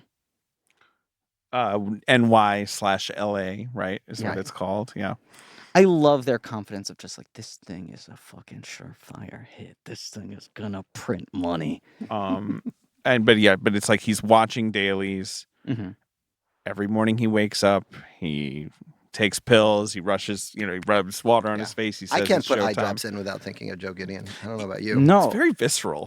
He really captures like the grossness of it. just yeah. the bathroom mirror. I think anytime I look in a bathroom mirror, The address on his prescription is literally one building over from where he actually lived. this Okay, was so Alan- he hit yeah. it. So, yeah, good, Yeah, right, really right. hit it. Totally The He not. lived editor- at 61, and I think it's 57 on the pills. Wait, and where did he live? Where did Bob Fosse live? Like East 61st Street, I think. Sure. Yeah. No, It- West 61st Street. It's a Central Park West. It was the editor's argument where he'd be like, "So you," and he'd be like, "That's not me. It's Joe Gideon." He's like, "Bob, your fucking address is on the pill. Like it's like Right. it's Right. your labels." And he's, it's Bob Fosse. His ex-wife is working on the show. Right. But obviously she thinks he's a piece of shit. What's the thing you say? Is Dexedrine? He takes Dexedrine, Visine, and Right. Alka-Seltzer. Right. Yes. I think the whole thing with Dexedrine is it's like immediate action. Right. So the Showtime thing is supposed to be like the He's second pop waking that up. it's on. Yeah. Right. Yeah. He's got his girlfriend, who's played by his real girlfriend. He's got his daughter. He keeps seeing an angel of death and chatting with her. Just your one of those movies. And Yeah. he's a mean prick who's always taking things out on people. Yes. Right? Yes. I don't know how else to describe. He lives in an incredible apartment. He does. That is like Yeah. a gorgeous, gorgeous Manhattan apartment. Like Yeah. blown away. It's got 2 floors. That's another incredible sequence. The Harry Nilsson Perfect Day sequence. Mm-hmm. where you go from just like the idyllic life to realizing like, oh, she's at the other side of the door, and the song immediately becomes like completely ironic and just brutal. Oh, when Annie Rankin walks in with the dog and she says, "I'm sorry." She nails that fucking moment of just like, it's so fucked up that she's blaming herself Oh. and that she's just like, I'm stupid to have ever thought it wouldn't be this. It's so chilling to watch it in a way. Yeah. Like for her to be like living this out as she was living her real life must have been with him. It's crazy. so bizarre. Is she still alive? Anne No, she Rankin? recently passed. I think she very yeah, recently she died passed. very Yeah, recently. yeah. Right. Yes. Right. Yeah, that's right. No, but yes, it is so wild that it is her. You know, It's almost more wild that she's the only person playing herself. Like it makes it more extreme where it's Right, like it you're might- putting her through the ringer when you're at the most extreme point of your relationship with her. Yeah. um, Bob's daughter, Nicole, has a cameo in this movie, but she's not playing the daughter. Right. Sure. She plays like one of the kids. You Like see her dancing in the background. Exactly. Yeah. The actress plays the daughter in this. This is the only thing she ever did. right. She's got a.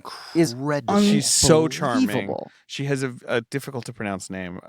As Erzsébet Foldy. I think that's how it's said. Yes. And then when she's like giving it in the final One of number these where she's days. dancing. Yeah. Well, the dance with Or Anne some of Rankin these that they days. do for Oh, Joe in the yes, apartment is yes. maybe the most charming It is. musical number. Yeah. It's ever. kind of the only sweet moment, and it's still tinged with all this weird melancholy, obviously, because Yeah. it's like, there's a relationship there that you wish he had more of, Right, right? Or right. but or could enjoy. it more. is so incredibly Right. charming. And the dance practice scene. Yeah. I mean that weird like. But there's like nothing. I don't know. It's Who, the only way he knows how to communicate with people. Yeah. I don't know who she is because there's no. This is all she ever Yes. did. Yeah. Yes. There's a years later interview with her on the Criterion thing. It's her in Ranking. Okay. Yeah. That sequence where he's talking to his daughter while he's dancing with her, that was one of the first things Bob filmed because I think Roy at one point said to him, "Wait a minute, Bobby, you want me to sing, dance, and act at the same time? Can this be done? Can it be done?" So it was it really was like both the deep end and like this is how it's going to work. Yeah. Yeah. And where he's putting him through his paces, he's choreographing. Joe Right. Gideon is choreographing, but he's also having this very sort of one of the only honest relationships he has. But I think it works because Scheider just always looks so haggard and stressed. Yes. And he's a very handsome guy, but he's got that weird quality to his handsomeness. There's that odd intensity to him. Yeah. And he in most movies is so fucking serious that something about him smiling is a little unnatural, right? Right. Like it's funny he's a little that like he reptilian or became something. such a big star Yeah. because he does not have a traditional kind of charm to him. As you said, there's the pinched quality that was always there, even in some of the biggest fucking movies of all time. Did you guys ever watch Sequest DSV? I never did. R.I.P. Jonathan Miranda. There you go. There you It's- go. it's That a- was my introduction to him. Yeah. And that's sort of Spielberg going like, we got to get Roy work. I right? think so. Yeah. I don't know. I mean, yeah, he was right. That was the end of his career. Yeah. But no, he's just so well cast here. I mean, I don't know. I just can't imagine anyone else. I'm looking at like stills in the movie now, and he's so tired. I just love it. He's yeah. And there's something like there's something I don't know, like a buttery about him, you know? Wait, what's the word you just used? Buttery? Buttery? I'm trying to even think You of want how to spread him on describe this. toast? Well, yeah, sure.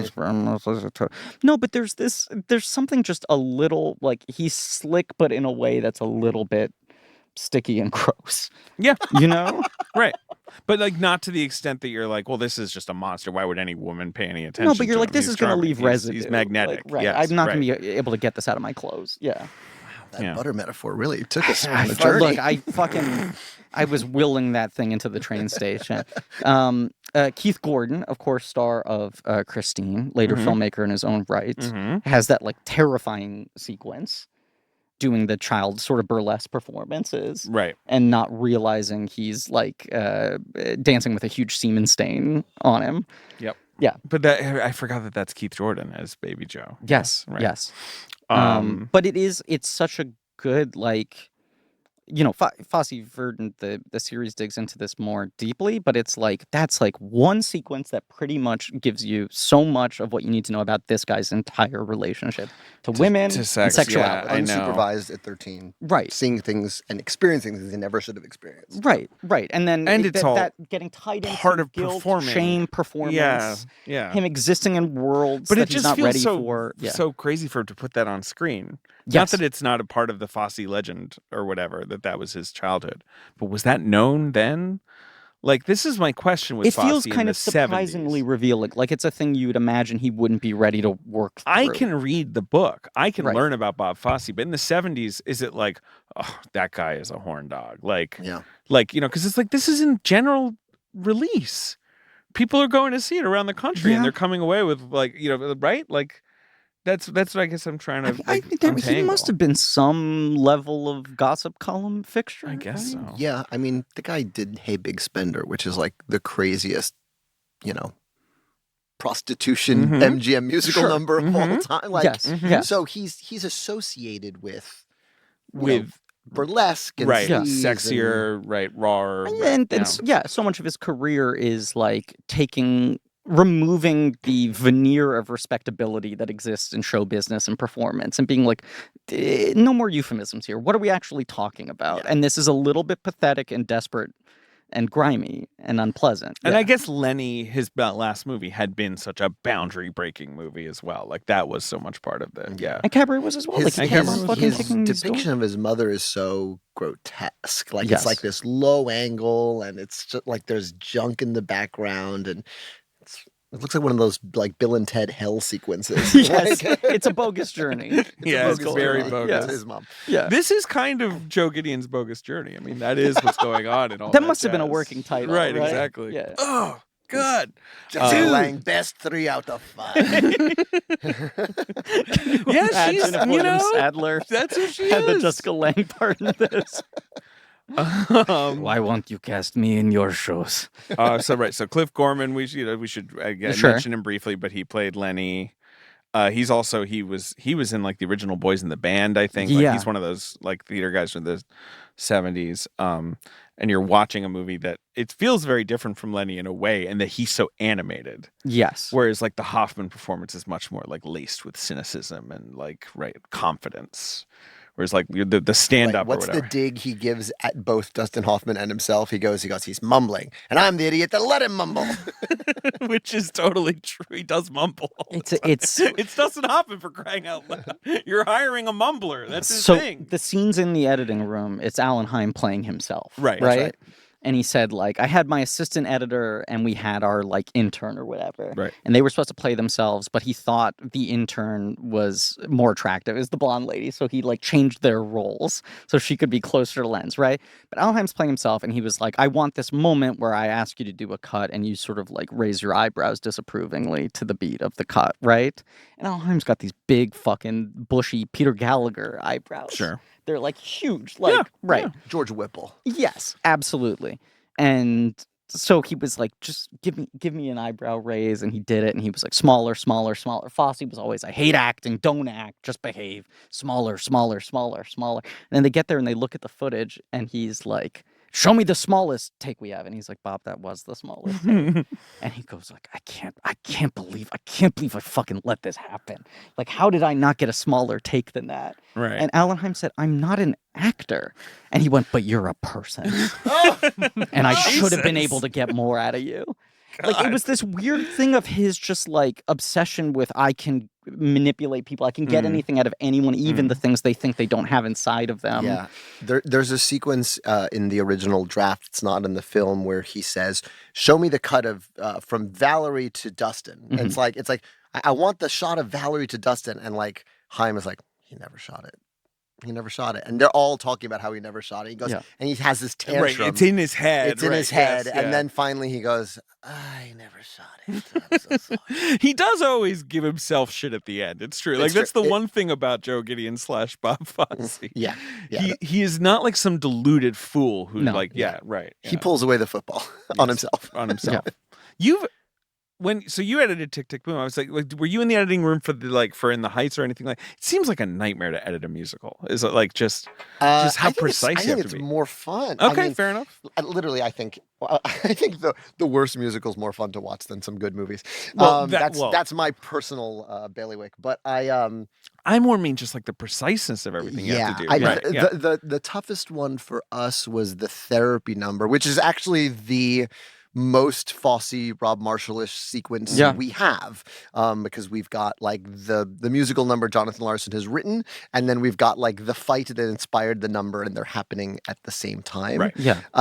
And originally that song was longer, and originally that fight was longer, and we are cutting it down to sort of its bare essentials, but there's also a tempo shift. Sure. The song starts really slowly and gets faster and faster. So that was the real nightmare. Yeah, that seems so annoying. Was like, you can't just like cut 2 lines. I have to ramp up the tempo in the underscoring to get to the next section. So that got very like higher math.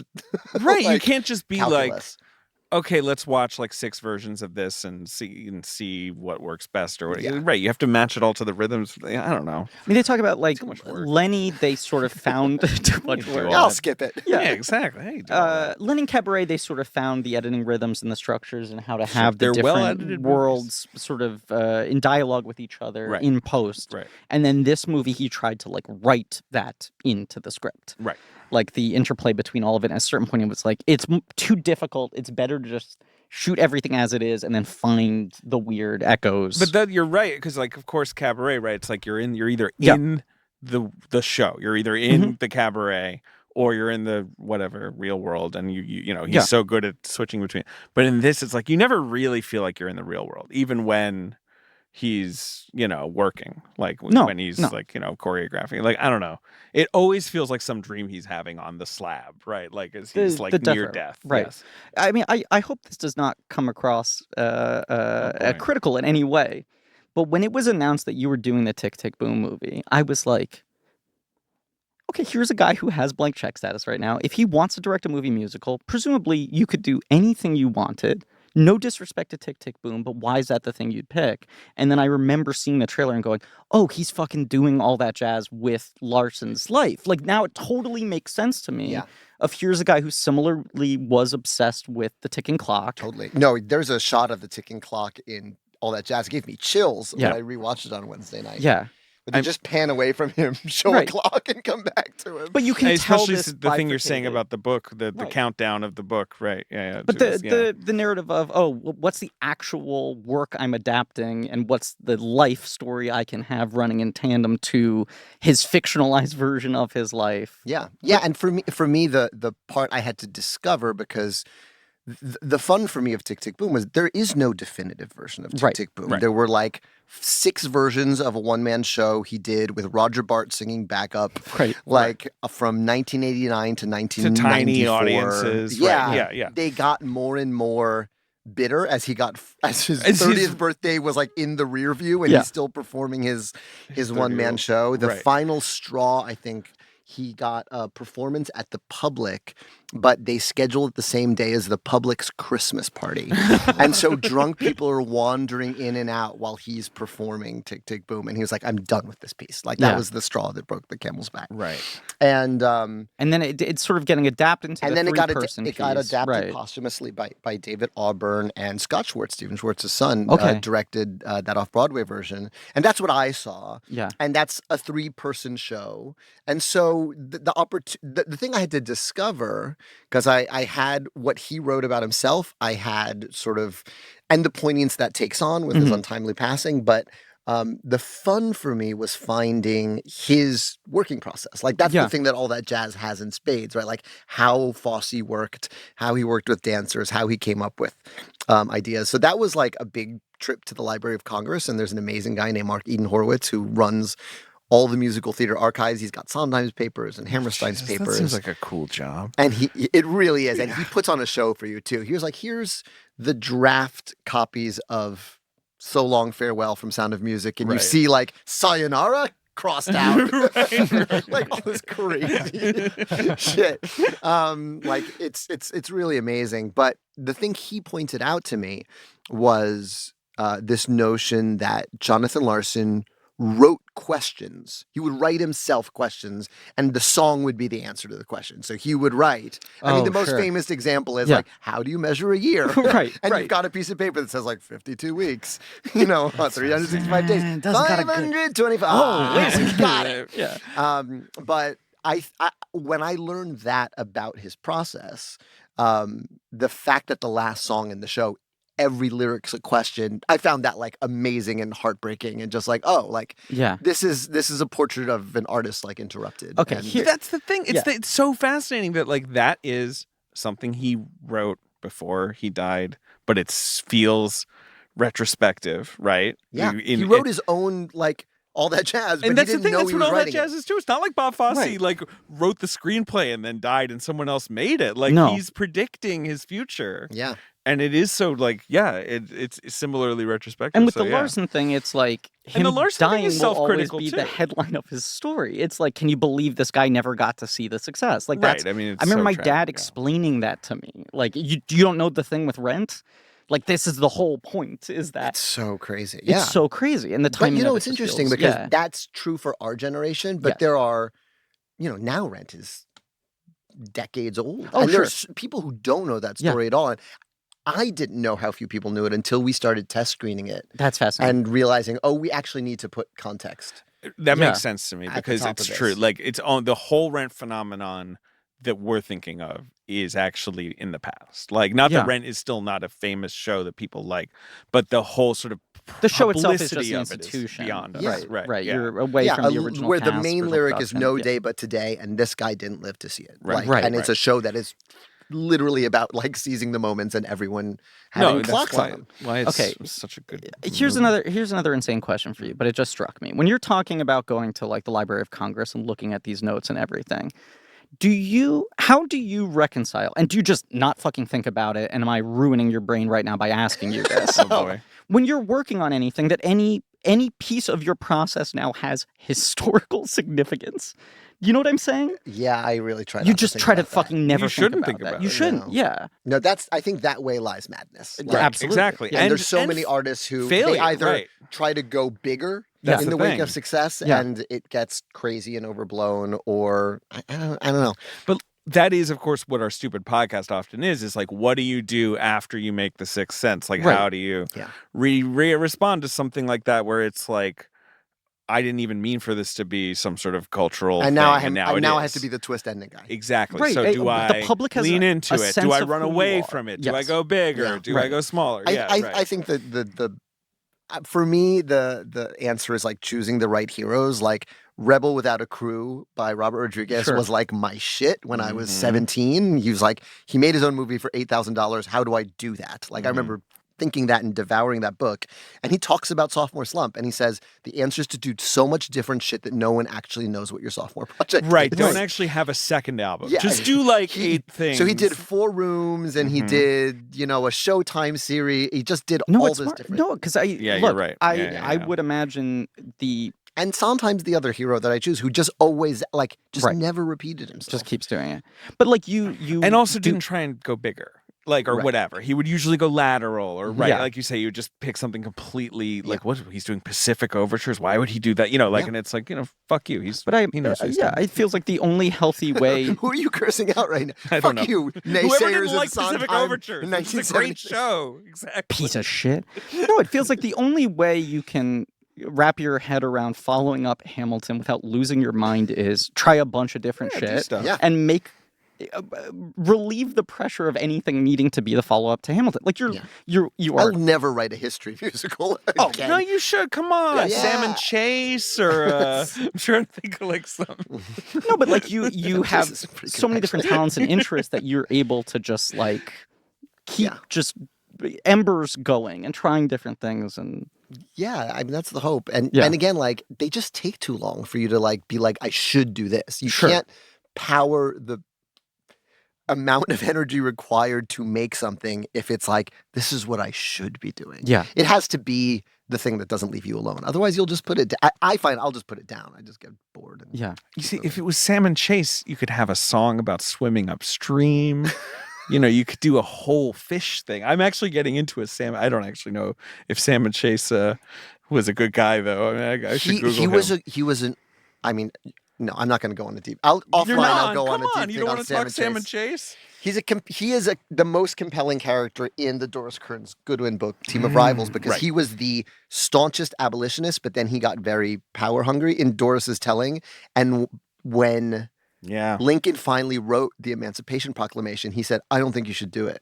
Because he wanted to be the one to do it. Sounds like a good subject for a musical. Stop it! Because he presides over the Johnson impeachment, right? Like, that's pretty dramatic. I don't know. I'm just imagining. Salmon with an exclamation point. I'm not imagining how people would respond if it came out. Like, Lin-Manuel announces salmon. Like, he's really going to just do that again. He's just going to pull a different guy. Sorry for bringing up Salmon Chase. I think I always think about him because all period specific music. It's an all white cast. Yes. Yeah, you go the opposite way. You do 1776. Like what? Yeah. What? Yeah, very traditional. You know they're bringing back 1770. I was very rude about 1776, the movie, on this podcast. On an episode, recently. he said People and got I quote, really mad at me. It stinks. How do you feel about the movie of 1776 if you've ever seen it? I mean, it feels like a pretty faithful record. It's Exactly. It's not It's fairly much further along than, like, it feels almost like a screen grab of the show, because it was the original cast. Yeah, right.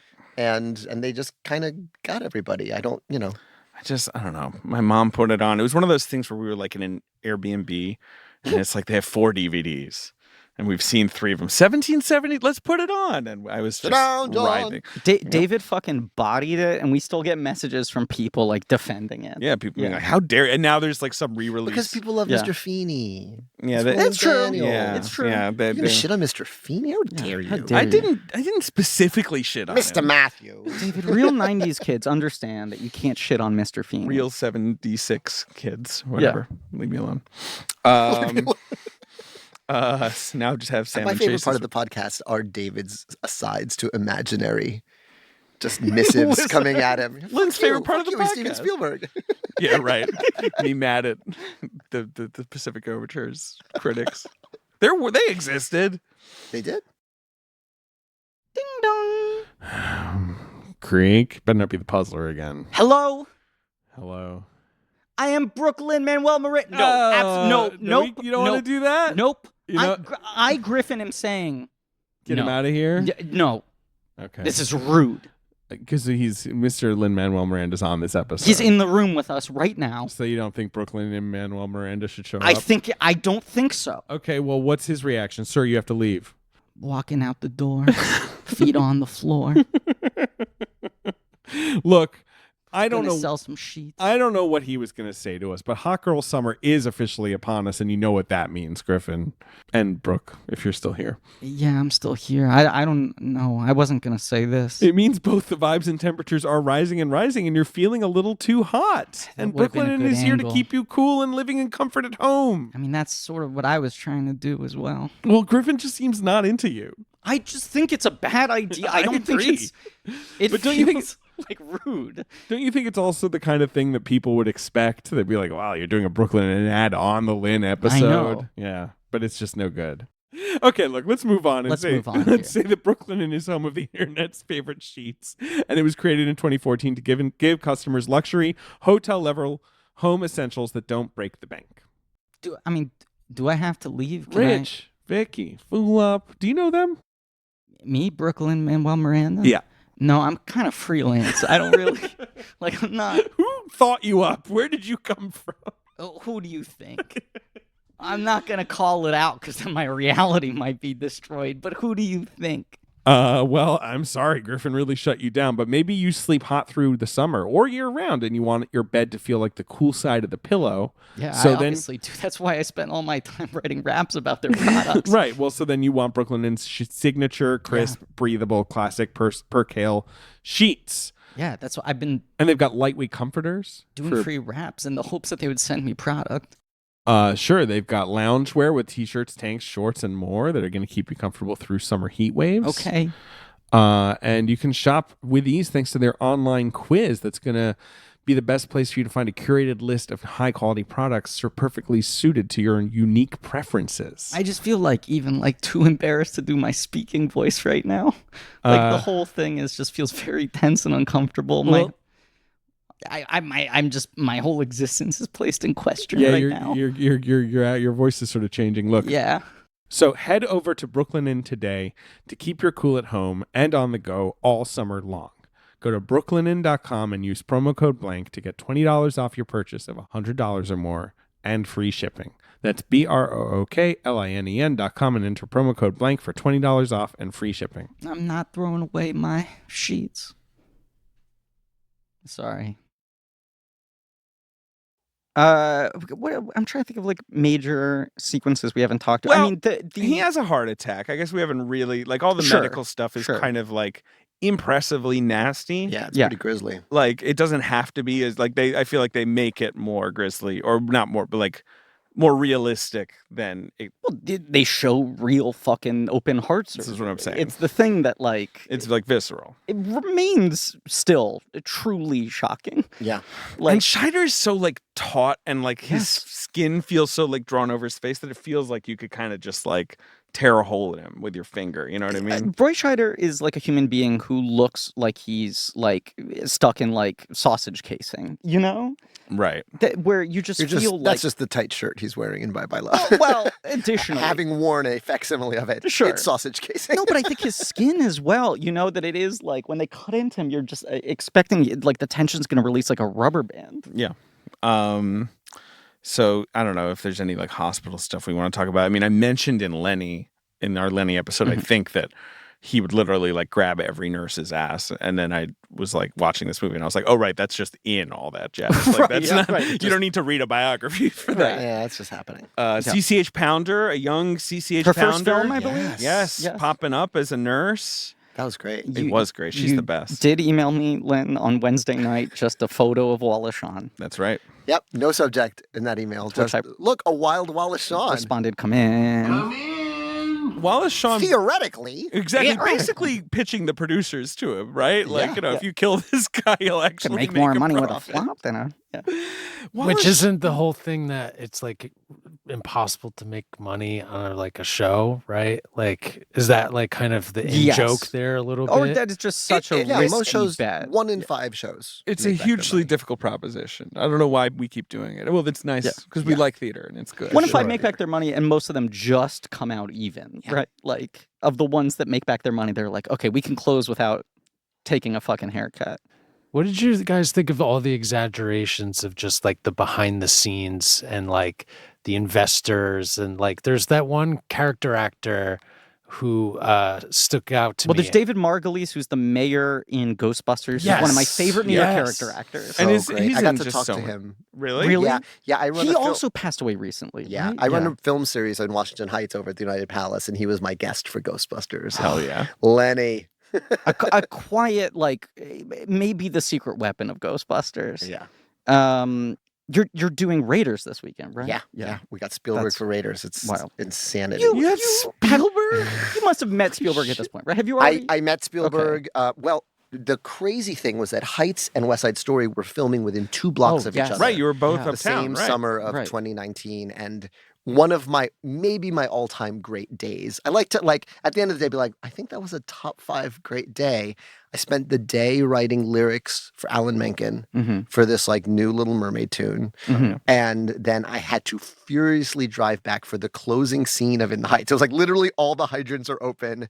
Like we had the original cast there. My wife has a cameo in that shot. Like her dad is there who grew up in the neighborhood, and then like, you know, we're trying to get the light and we have 5 fucking hydrants open. I'm like crying with every take. And we wrap, that's the last shot. And then like the moment with the little girl putting on the hat was improvised. Like that's John M. Chu being like, put your hat on her head. And you're like, ah! No. And that's the take. And it's a wrap on the day. And I walk 2 blocks north to 177th Street and they're fucking filming Maria.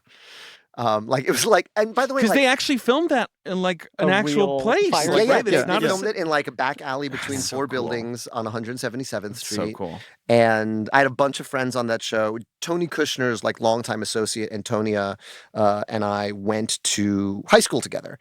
And she's weirdly also the reason I ended up going to the college I went to, because she snuck me Wesleyan? into a film class Yeah.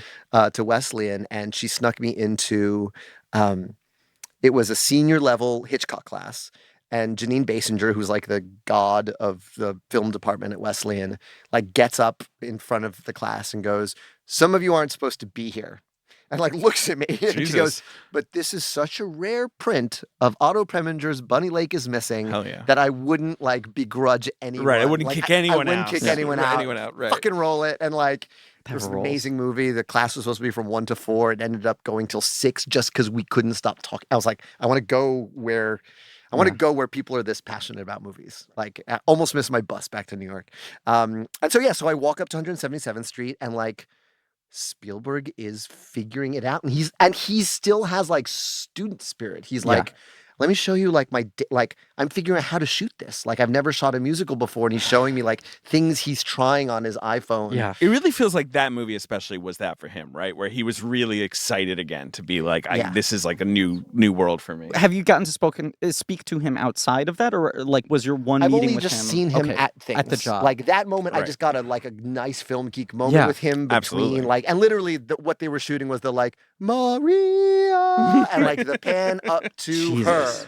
and he was just trying to get the timing on that right, and they were far from doing it. And then I walked home because I was in my neighborhood. You're in your neighborhood. That's the other part of the top fiveness. I remember I was walking just across the neighborhood back to my apartment, and like two guys on the stoop. One of the guys was like, "Hamilton, the fuck are you doing here?" I was like, "I still live here." Do people call you Hamilton on the street like that? In my neighborhood, it's 50-50 Usnavi and Hamilton. Okay, That's okay. totally right. For many years, it was Usnavi, and I love that. Yeah, yeah, that rules. I think that story in and of itself is a fundamental difference between you and Bob Fosse. That like you can talk about like I'm able to step back and look at that day and the immense just sort of like satisfaction, yeah. appreciation I felt from that day. That feels good. What a lucky life. Yeah, I my have. whole I don't have a broken thing. Right, I'm that just- day would have made Bob Fosse you're not, like, miserable. Yeah. Pouring dirt into a Yeah. hole, Right. being like, Right. why won't it ever fill? I don't understand. Bob Yeah. Fosse would have walked away from that day going like, what am I supposed to do tomorrow now? Or he would have made a fictional Spielberg's out there. Fucking Spielberg. my movie. He thinks Two he can blocks pan away. better 2 than blocks me. away. Guys, trying to steal my His craft location. services is in my shot. I mean, his famous Oscar speech where he's like, this and some of the other recent events have threatened to turn me into something of an optimist. And he says It's a it good so speech. begrudgingly. Right. No, I was in the worst thing Martin Scorsese's ever directed, the pilot for HBO's Vinyl. I don't know. And if there it's was- the worst. I thing. think it is. It I might think be. it is. And It's still not. It's pretty it's darn okay. watchable. It's certainly the best episode of Vinyl, but stiff competition there. But there's a boardroom meeting scene with like 12 speaking parts, and there was a moment where everyone's just waiting, and like his whole thing is like, I really can't focus. I have to just think about all the stuff in my head. So when I come out of the video village, please everyone just be quiet, right? And he's always like, it's not a diva thing, it's not Sure, a sure. respectful silence thing. I just have a hard time focusing. So he comes out, and everyone just sort of like holds and looks at him, and he's like waiting for the command of what's going to be next, right? And the whole camera team's waiting for what the next setup is. And he stands there, and he just starts pointing at different corners and like going like this. And Cannavale was like the one guy who sort of had the clout from the actors to be like, I can ask him the film nerd questions. He's like, Marty, what the fuck what are you doing now? And he was just like, I just can't figure out the spatial geography of this. And it's Martin Scorsese. And he was like, I never remember where the fucking camera should be. And he was like, we do have that. And then, and he's like, there's a reason I don't do scenes like this. And he was like, you're being like self-effacing. And he's like, Right. no, I usually like, it's a reason I'll do long Steadicam shots and stuff because I just always cross the line. I never know how to do it. Right. And it's like those guys truly, the secret is that every single time they don't think they know how to pull off that movie. It's Right. both picking things you haven't done before Yeah. to test yourself, but also remaining in that headspace of being like, I'm constantly learning, I could constantly be better, I could constantly evolve. The big sequence I feel like we need to talk about is the presentation of and New York, LA. Right. Oh yeah, Yeah. the Which erotica. it's already like Which you watch that now. If again, like I think the first time I watched it and was able to process it, not like as a kid, Yeah. was like, oh, Paul Abdul jacked all of that for the Cold Hearted video. Yeah. Oh my God, it's very true. And Yes. so many people have just taken elements of that. It really does. Yeah, you're right. It feels almost MTV in some There's Michael elemental Jackson way. moves in there. Yeah. There's so much modern. I mean, we talked about this in the movement you can last trace back episode, to but that. And that, the like, like the moonwalk eroticism of it. And it's is essentially lifted from his bit in the Little Prince movie. Yeah. Yeah. Oh, that whole thing Yes. is Michael Jackson's. Yes. Michael Jackson, grabbed a lot from it. And to his credit, credited him. right. Yeah. Totally. Yeah. Like shouted him out as an yeah. But that sequence is like, you've seen the glimpses of the show up until that point, and you're just like, this thing's so fucking corny. It The seems producers are so corny. happy The with pitch it. of it is bizarre. Right. The Right. producers are actually into it. Right. Right. And you're just like, he's not going to settle for this, but is he going to fuck it up? Right. Then you get to that presentation where you're like, wow, he made it better. They all start applauding, and then fucking more smoke, and they're like, I'm sorry to inform you, this is not over yet. Yeah. And then fucking lights go down. I mean, that sequence is like 10 minutes. Both that and the If final not, number are like 10 minutes. Are like, sort of, interestingly long. yes. Like American in Paris level, Yes. sort of like, yes. Demanding patience from the audience that I feel like does not usually happen anymore. Like it's like everyone, Yeah, and this thing of like this relentlessness of like, how do you heighten this more now? I mean, the last 40 minutes of the movie are the stacking of all the death dream numbers, but like, I you remember just the go, first how time do I you saw go it from here? feeling exhausted, and not in a negative way, but in a sort of like that movie is not something I want to throw on all the time. Like you Yeah. feel really like wiped out by the end of it. And that sequence too, I mean, first of all, like, if you don't like musicals, stay for the most incredible naked people you'll ever see in your life. Like, Everyone just- looks great. Right. Everyone looks great. And then like there's also like the same sex couples that are dancing together. Yeah. Like it is this like smorgasbord of like just It still feels scandalous. It still still feels feels scandalous. modern and striking. And it's this thing that like these movies often struggle with, movies about complicated geniuses. The Mr. Holland's Opus problem, right? When you see the person's big work, He's do complicated. you believe But that is it's he a that genius? fucking good? that everyone's like Right. And especially because he's not like restaging his own number, He's not like having it be Pippin. Right. They're making up a fake musical. Yeah. And he's like going to the far edge, and it's all just summed up by the fucking reaction. What's the name of the actress who plays the wife, who was mostly a Broadway actor, right? Leland Palmer, Who's so good. And which just is that funny because one that's the name of a fucking character in reaction Twin Peaks. But Yes. Yes. Anyway, but yeah, who's mostly a Broadway person, right? Like she was in Pippin. She was in A Joyful Noise. She was in Hello Dolly back in the day. she's wonderful. She is. Yes. Just that, like, fuck you. It's the best thing you've ever done. To be clear, I think the Twin Peaks is a reference to her because like I think David Lynch is secretly a nerd about that stuff. Yeah. I mean he cast Russ Tamblyn and Richard Beymer in Twin Peaks. Like there's all that quiet stuff in it. I never watched Twin Peaks. I didn't know that. They're both in it and like not playing singers or dancers and like Crazy. you just I don't know if anyone's ever asked Lynch like were you like a big musical nerd as a Also, young he person? never answers things like that. No, it's true. directly. He don't. It's like, How much would you pay for David Lynch's West Side Story, though? I would love to see that. That would be great. Yeah, it would. I mean, his musical, when he does musical sequences in his movies that are so good, you imagine him doing a top to bottom musical. All right, we should play the box office game, Griffin. Yeah, I just want to say, Winding down. I just think, we've talked about the ending a lot, but like, it really is 40 minutes, like the last 40 minutes of the movie from when he goes under, pretty much, right? Sure. When I he's think like about- going through the stages of grief Right. and all that, yeah, Because he essentially has like the heart attack like an hour in. yeah, You sure. have the 20 halfway. minutes Yeah, of the him in things the I forgot hospital. about rewatching it were the wandering the hospital sequence. Right. There's like right. 20 Where he minutes like of hugs the old lady and Yes. kisses her. and, right. Like The my, bleeding out My on brain the- blocked all. Yeah, there's that moment where he's bleeding out on the wall. Yeah. And then him finding the other hospital employee in the commissary and doing the musical number with him. But then you get that last 40 minutes that just like builds and builds and builds and builds and builds.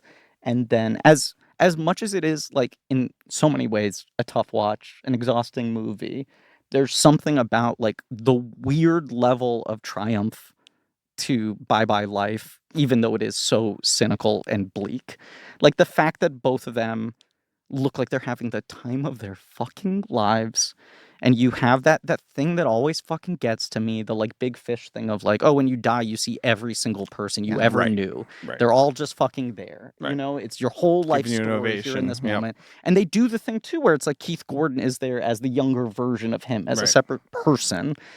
And then just like that, just building to such an exuberant high.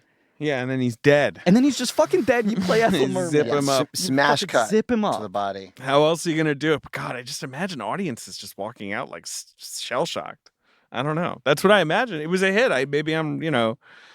It's just. I wish we could have things this demanding of an audience in theaters all the time right now. And that people Not that I would don't like Be movies right now. excited by it. Yeah. I don't know. Yeah.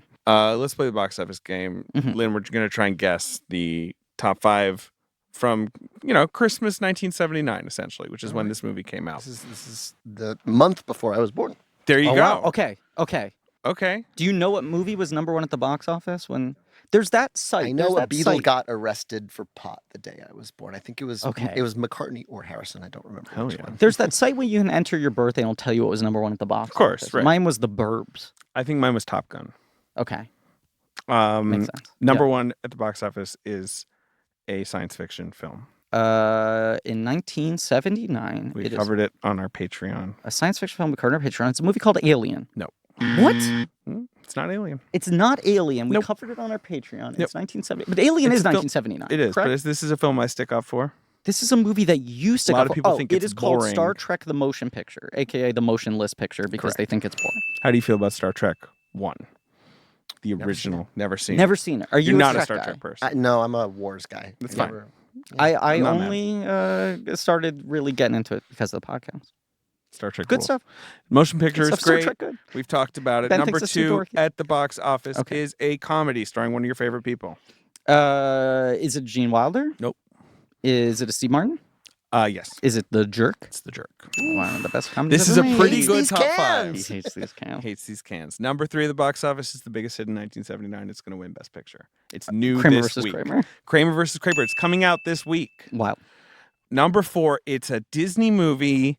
It's kind of a famous sort of flop for Animated them. or live action? Live action. It's a live action flop in It's one of those things that they 1979. keep saying they're Oh, going to The Black remake Hole. it. The Black Hole. You've never seen that, right? I have seen the Black Oh, Hole. you finally have. I did. Okay. I watched it. It's on Disney Plus. I Have was you trying to seen the convince Black you to Hole? watch it. No. Very boring. But I'm Interesting. because I thought I watched it when it was up on Disney Plus, and I reached out to you, and I reached out to you. I sent a missive over your way, and I said, David, have you seen this fucking thing? This is the kind of boring sci-fi movie I know. you love, and it's even too boring for you. It's too boring. I can't believe It's they got released incredible that. But it's kind of cool. mood to it. Yep. it It's does. just the Maximilian most Schell, slowly Anthony paced Perkins, movie Robert I've ever Forster. seen. What kid Yes. doesn't want to see this? Yes. Roddy McDowell and Slim Pickens as robots. Borgnine? Borgnine's in it. Yeah. It's about a space station that's falling into a black hole. It's It looks fairly incredible. boring. It does look really cool. Yeah, it's got a cool vibe. Number Very boring. Very 5. fucking boring. At the box office, Mhm. it's a comedy drama starring 2 major movie stars. It is actually a hit, but I don't think it's well remembered. It's actually a It's hit. from a big director. It's from a big director. It's actually a hit. It's 1979. It's a comedy It features drama. an actress from Lenny. It features an actress from Lenny, but not Valerie Perrine. Valerie Perrin is in it. What movie is this? It's Redford. I was just looking at her fucking film. Oh, it's Electric Horseman? It's The Electric Horseman. Never seen it. Redford and Fonda. Yeah. It's like a Western comedy, right? Right. Pollock made like 7 Sidney Pollack, yes. Redfords. Yeah. He made a lot of movies. He made a lot of Redfords. Some other movies. Steven Spielberg's 1941. Mm-hmm. Apocalypse Now. Mm-hmm. The Rose, the Bette Midler movie. Sure. Something called Cuba with Sean Connery. Never heard of Cuba. that. Cuba. I'm going to Cuba. Cuba. Yeah. Oh, am I Cuban? No. Okay, good. Thank God. I was checking. I was like, Dodged is the he playing bullet a Cuban? Yeah, it's like a Cuban Revolution movie. I've never heard of Wow. this. Richard Lester. Part heaven, part hell, pure Havana. That's the tagline. It is a good tagline. Mm, For Havana, like for Dirty Dancing Havana Nights, that would have been a great tagline. sure. It was a huge Part heaven, bomb. part hell, all dirty. All dirty. All Havana. That's it. We did What the were box the office other, thing. just, I need to ask, what were the other top 10 of 79? Oh, you want like Right, because Aliens in 1979 that Ian 10, film? Kramer versus Kramer, Yeah. all that jazz. All that jazz is in the top 20. It's not in the top 10. Okay. Amityville Horror, Oh, sure. huge. Rocky 2, Yeah. Apocalypse Now, Star Trek, Alien, 10, Uh-huh. which is a huge hit. Humongous. Karina Longworth was just talking about it on her podcast. The Uh-huh. Jerk, Moonraker, and The Muppet Movie is the top 10. Whoa. That's quite We've a 10. done the Muppet movie at our film series too. Who did you have as a guest?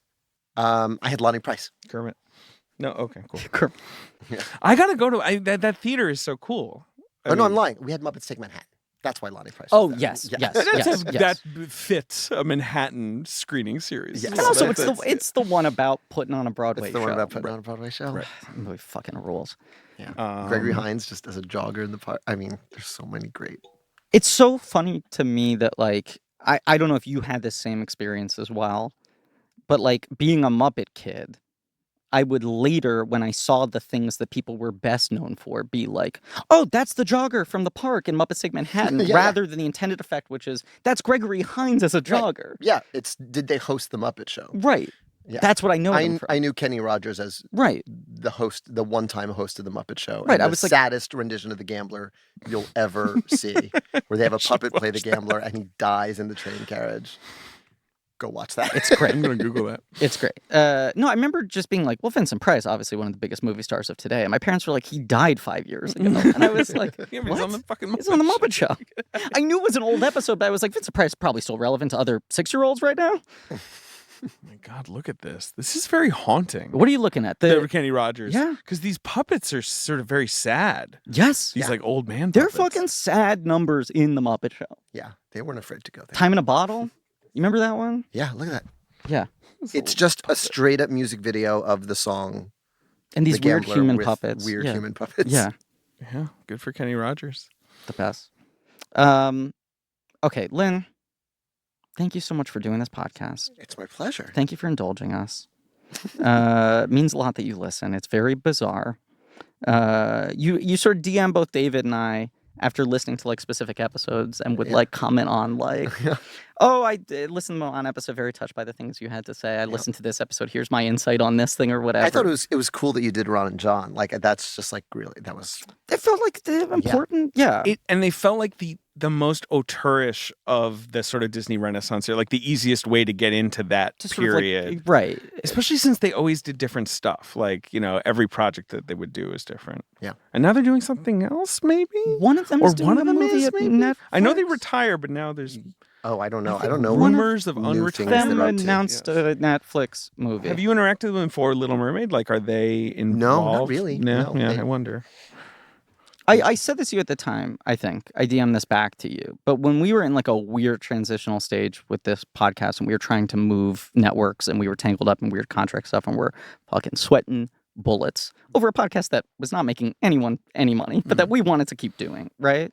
Angela Farraguda, who ran our social media at the time, we had just done our Wonder Woman episode. Yeah. We talked about the weird parallels between Wonder Woman and Moana. Oh, I don't think I caught that one. And she did this thread of like Wonder Woman gifs under Moana lyrics or something. Of like, okay, the girl that I on the do island who remember. dreams about Mhm. sailing out and all this sort of stuff. Right. And you retweeted this. Uh-huh. And it was like the first thing we did that had any sort of virality out of our bubble. And it like really, really fucking helped us. Oh, that's great. It was absolutely a thing where It was a like, big deal. it just, you checked your notifications at the right point in time and out of generosity just flipped a fucking thoughtless retweet. But it was like very, very helpful. All that to say, you've done so much for us already. You've been so considerate in giving us this time. There is an ask. Oh boy. And Ben almost Oh, burned this. this. Yeah. Oh, well, 'cause Ben's it's- sounds so sad. It's No, it's 2 because o'clock. now it's 2:00. I and know. I feel like I'm fine. okay. Well, This is all we're going to say. David is You're wearing saying that a now. t-shirt right now that has a list of nicknames on them. That's Producer true. Ben Deucer, Right. producer Mr. Ben, Positive, Mr. the Mr. Positive. Haas. But there's one of these nicknames that is particularly relevant today. Yeah, is it on here? yeah. Birthday Benny. Birthday Benny. Now, I don't know if So- you know this. Today is Ben's birthday. Oh, happy birthday. Thank you so Ben. much, Len. Appreciate it. We've been very excited about doing this episode. And I'm just fucking putting him on blast now. Several times over the last month, Ben has verbalized to me what his greatest birthday wish is. I'm ready. Well, I thought it might be fun and no pressure. But if you maybe wanted to do like a birthday rap for me or something. Goodness. He said this I wanna to me say- multiple. Ben texted this to the blank check thread, and I said, I guys, I can't come tomorrow. I just checked my schedule. If you're gonna They do were trying to that. bow out of the episode. Oh, you're gonna do that? Oh, I can't come. Anyway. Well, I'll give you your present off mic. But Perfect. why don't I do? I can just sort of. I'll do a version of the list. Oh, sure. Oh my Yeah. God. Do you want the Wow. list? Yeah. Yeah. I think I better give you the list. Let me. Well, pull- thank This is you sort for of like, being- Weird Al at the end of his shows does this like eagle oogle aga that just gets longer every time he tours. This is Really? version Does of he that. do that? I should go to a Weird Al show. Oh my god. I got. He, tickets right for now he's on this. tour Yeah. where it's no parodies. It's just the It's genre. just Oh, the it's parodies. just It's like like- his It's songs. all the fucking deep cuts. It's Albuquerque fucking incredible. shit, yeah. I was at the first night. I'm seeing him. What is it? He's coming the to- 29th. I think he's coming to Carnegie Hall in like Yes. September. Yes, October. I think that's when I'm seeing. He him. does like 40 costume changes, right? Like that's Not like, in this tour. Well, No, he, this every one is not tour that. he Okay, has like right, a right. new kind of idea because he did one that it was like we're doing full string orchestration for everything. Right. I mean, This tour's there's only so many. original I songs. can't fit it on a screen. He's gonna have to scroll. Give him my laptop. Okay. So embarrassing. I was at the Radio City Hall. I don't know if you only Radio did this City one, one. the one where you came out and just Yeah. said Yoda, Yeah. That which was great. That was a great show. I was sitting next to Tina Fey. I did not know Tina Fey. Yeah. And during the sequence, during the costume changes, they always play kind of like Weird Al in pop culture on the screens. Yeah. It'll be Sure. Jeopardy mentioning Weird Al, and they played the Weird Al writing the lyrics to the 30 Rock theme. And I will love Tina Fey forever for this. When that showed up on screen, she went, "Fuck yeah!" She was like no- just totally sincere reaction. totally sincere, like, "Yeah, I'm on screen." And I was Aw. like, "That's the That best." rolls. Yeah. Because the cool thing would have been to be like, "Oh, embarrassing." my I know. God. And she was like, Ugh. "Rah!" And I was Can't like, believe "Yes, they that's put the that on appropriate there. reaction to Yeah, being yes, set up." yeah. reaction. Oh my god, I'm gonna have to scroll. There's too many. There's too many nicknames. I feel like one of you needs to give me a beat. It's not gonna be. I me. think it's Ben. I think it has to be Ben.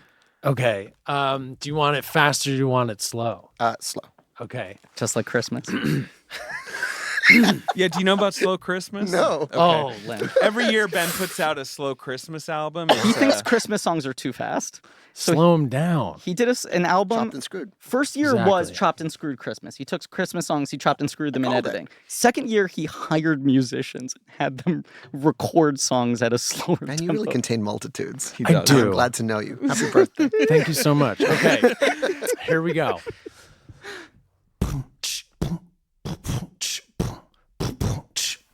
Slow like Christmas. Producer Ben, Purdue Ben, the Benducer, the poet laureate, the meat lover, the tiebreaker, the fart detective, our finest film critic.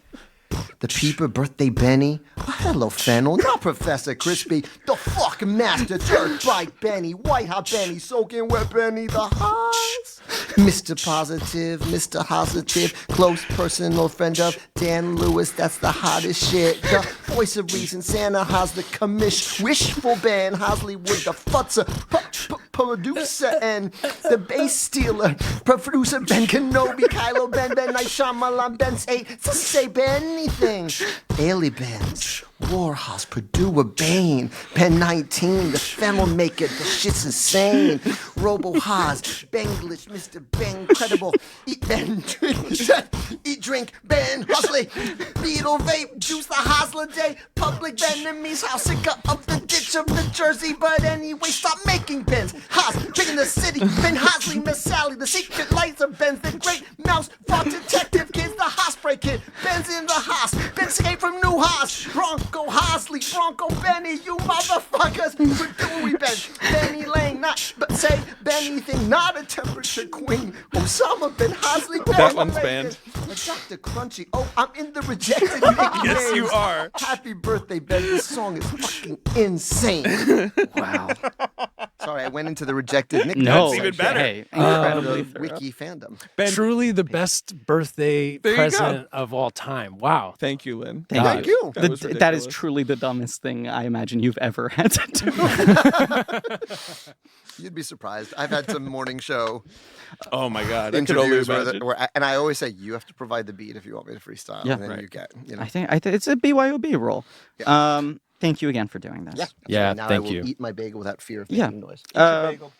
We could do the outro. Hey, anything you want to plug? Do you have anything? I got nothing. Great. Fantastic. Encanto is on Disney Plus, and your kids have already seen it. No, And I TikTok think it films on could Netflix. use the boost.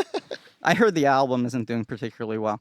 Thank you all for listening. Please remember to rate, review, and subscribe. Thank you to Marie Barty for our social media and helping to produce the show. Thank you to AJ McKeon, Alex Barron for our editing, Lane Montgomery and the Great American Novel for our theme song, Joe Bow and Pat Reynolds for our artwork, JJ Birch for our research, compiling another great Fosse. You can go to blankcheckpod.com for links to all sorts of real nerdy shit, including Blank Check special features, our Patreon feed where we do commentaries on franchises like the Batman movies. Yeah, I guess we're still doing that. We're just finishing We're those wrapping up. that up. Tune in next week for Star 80, one of the bleakest movies ever made. Oof. I love it because I'm a glutton for punishment. Yep. And as always, I still cannot believe you did the fucking podcast. Long time fan.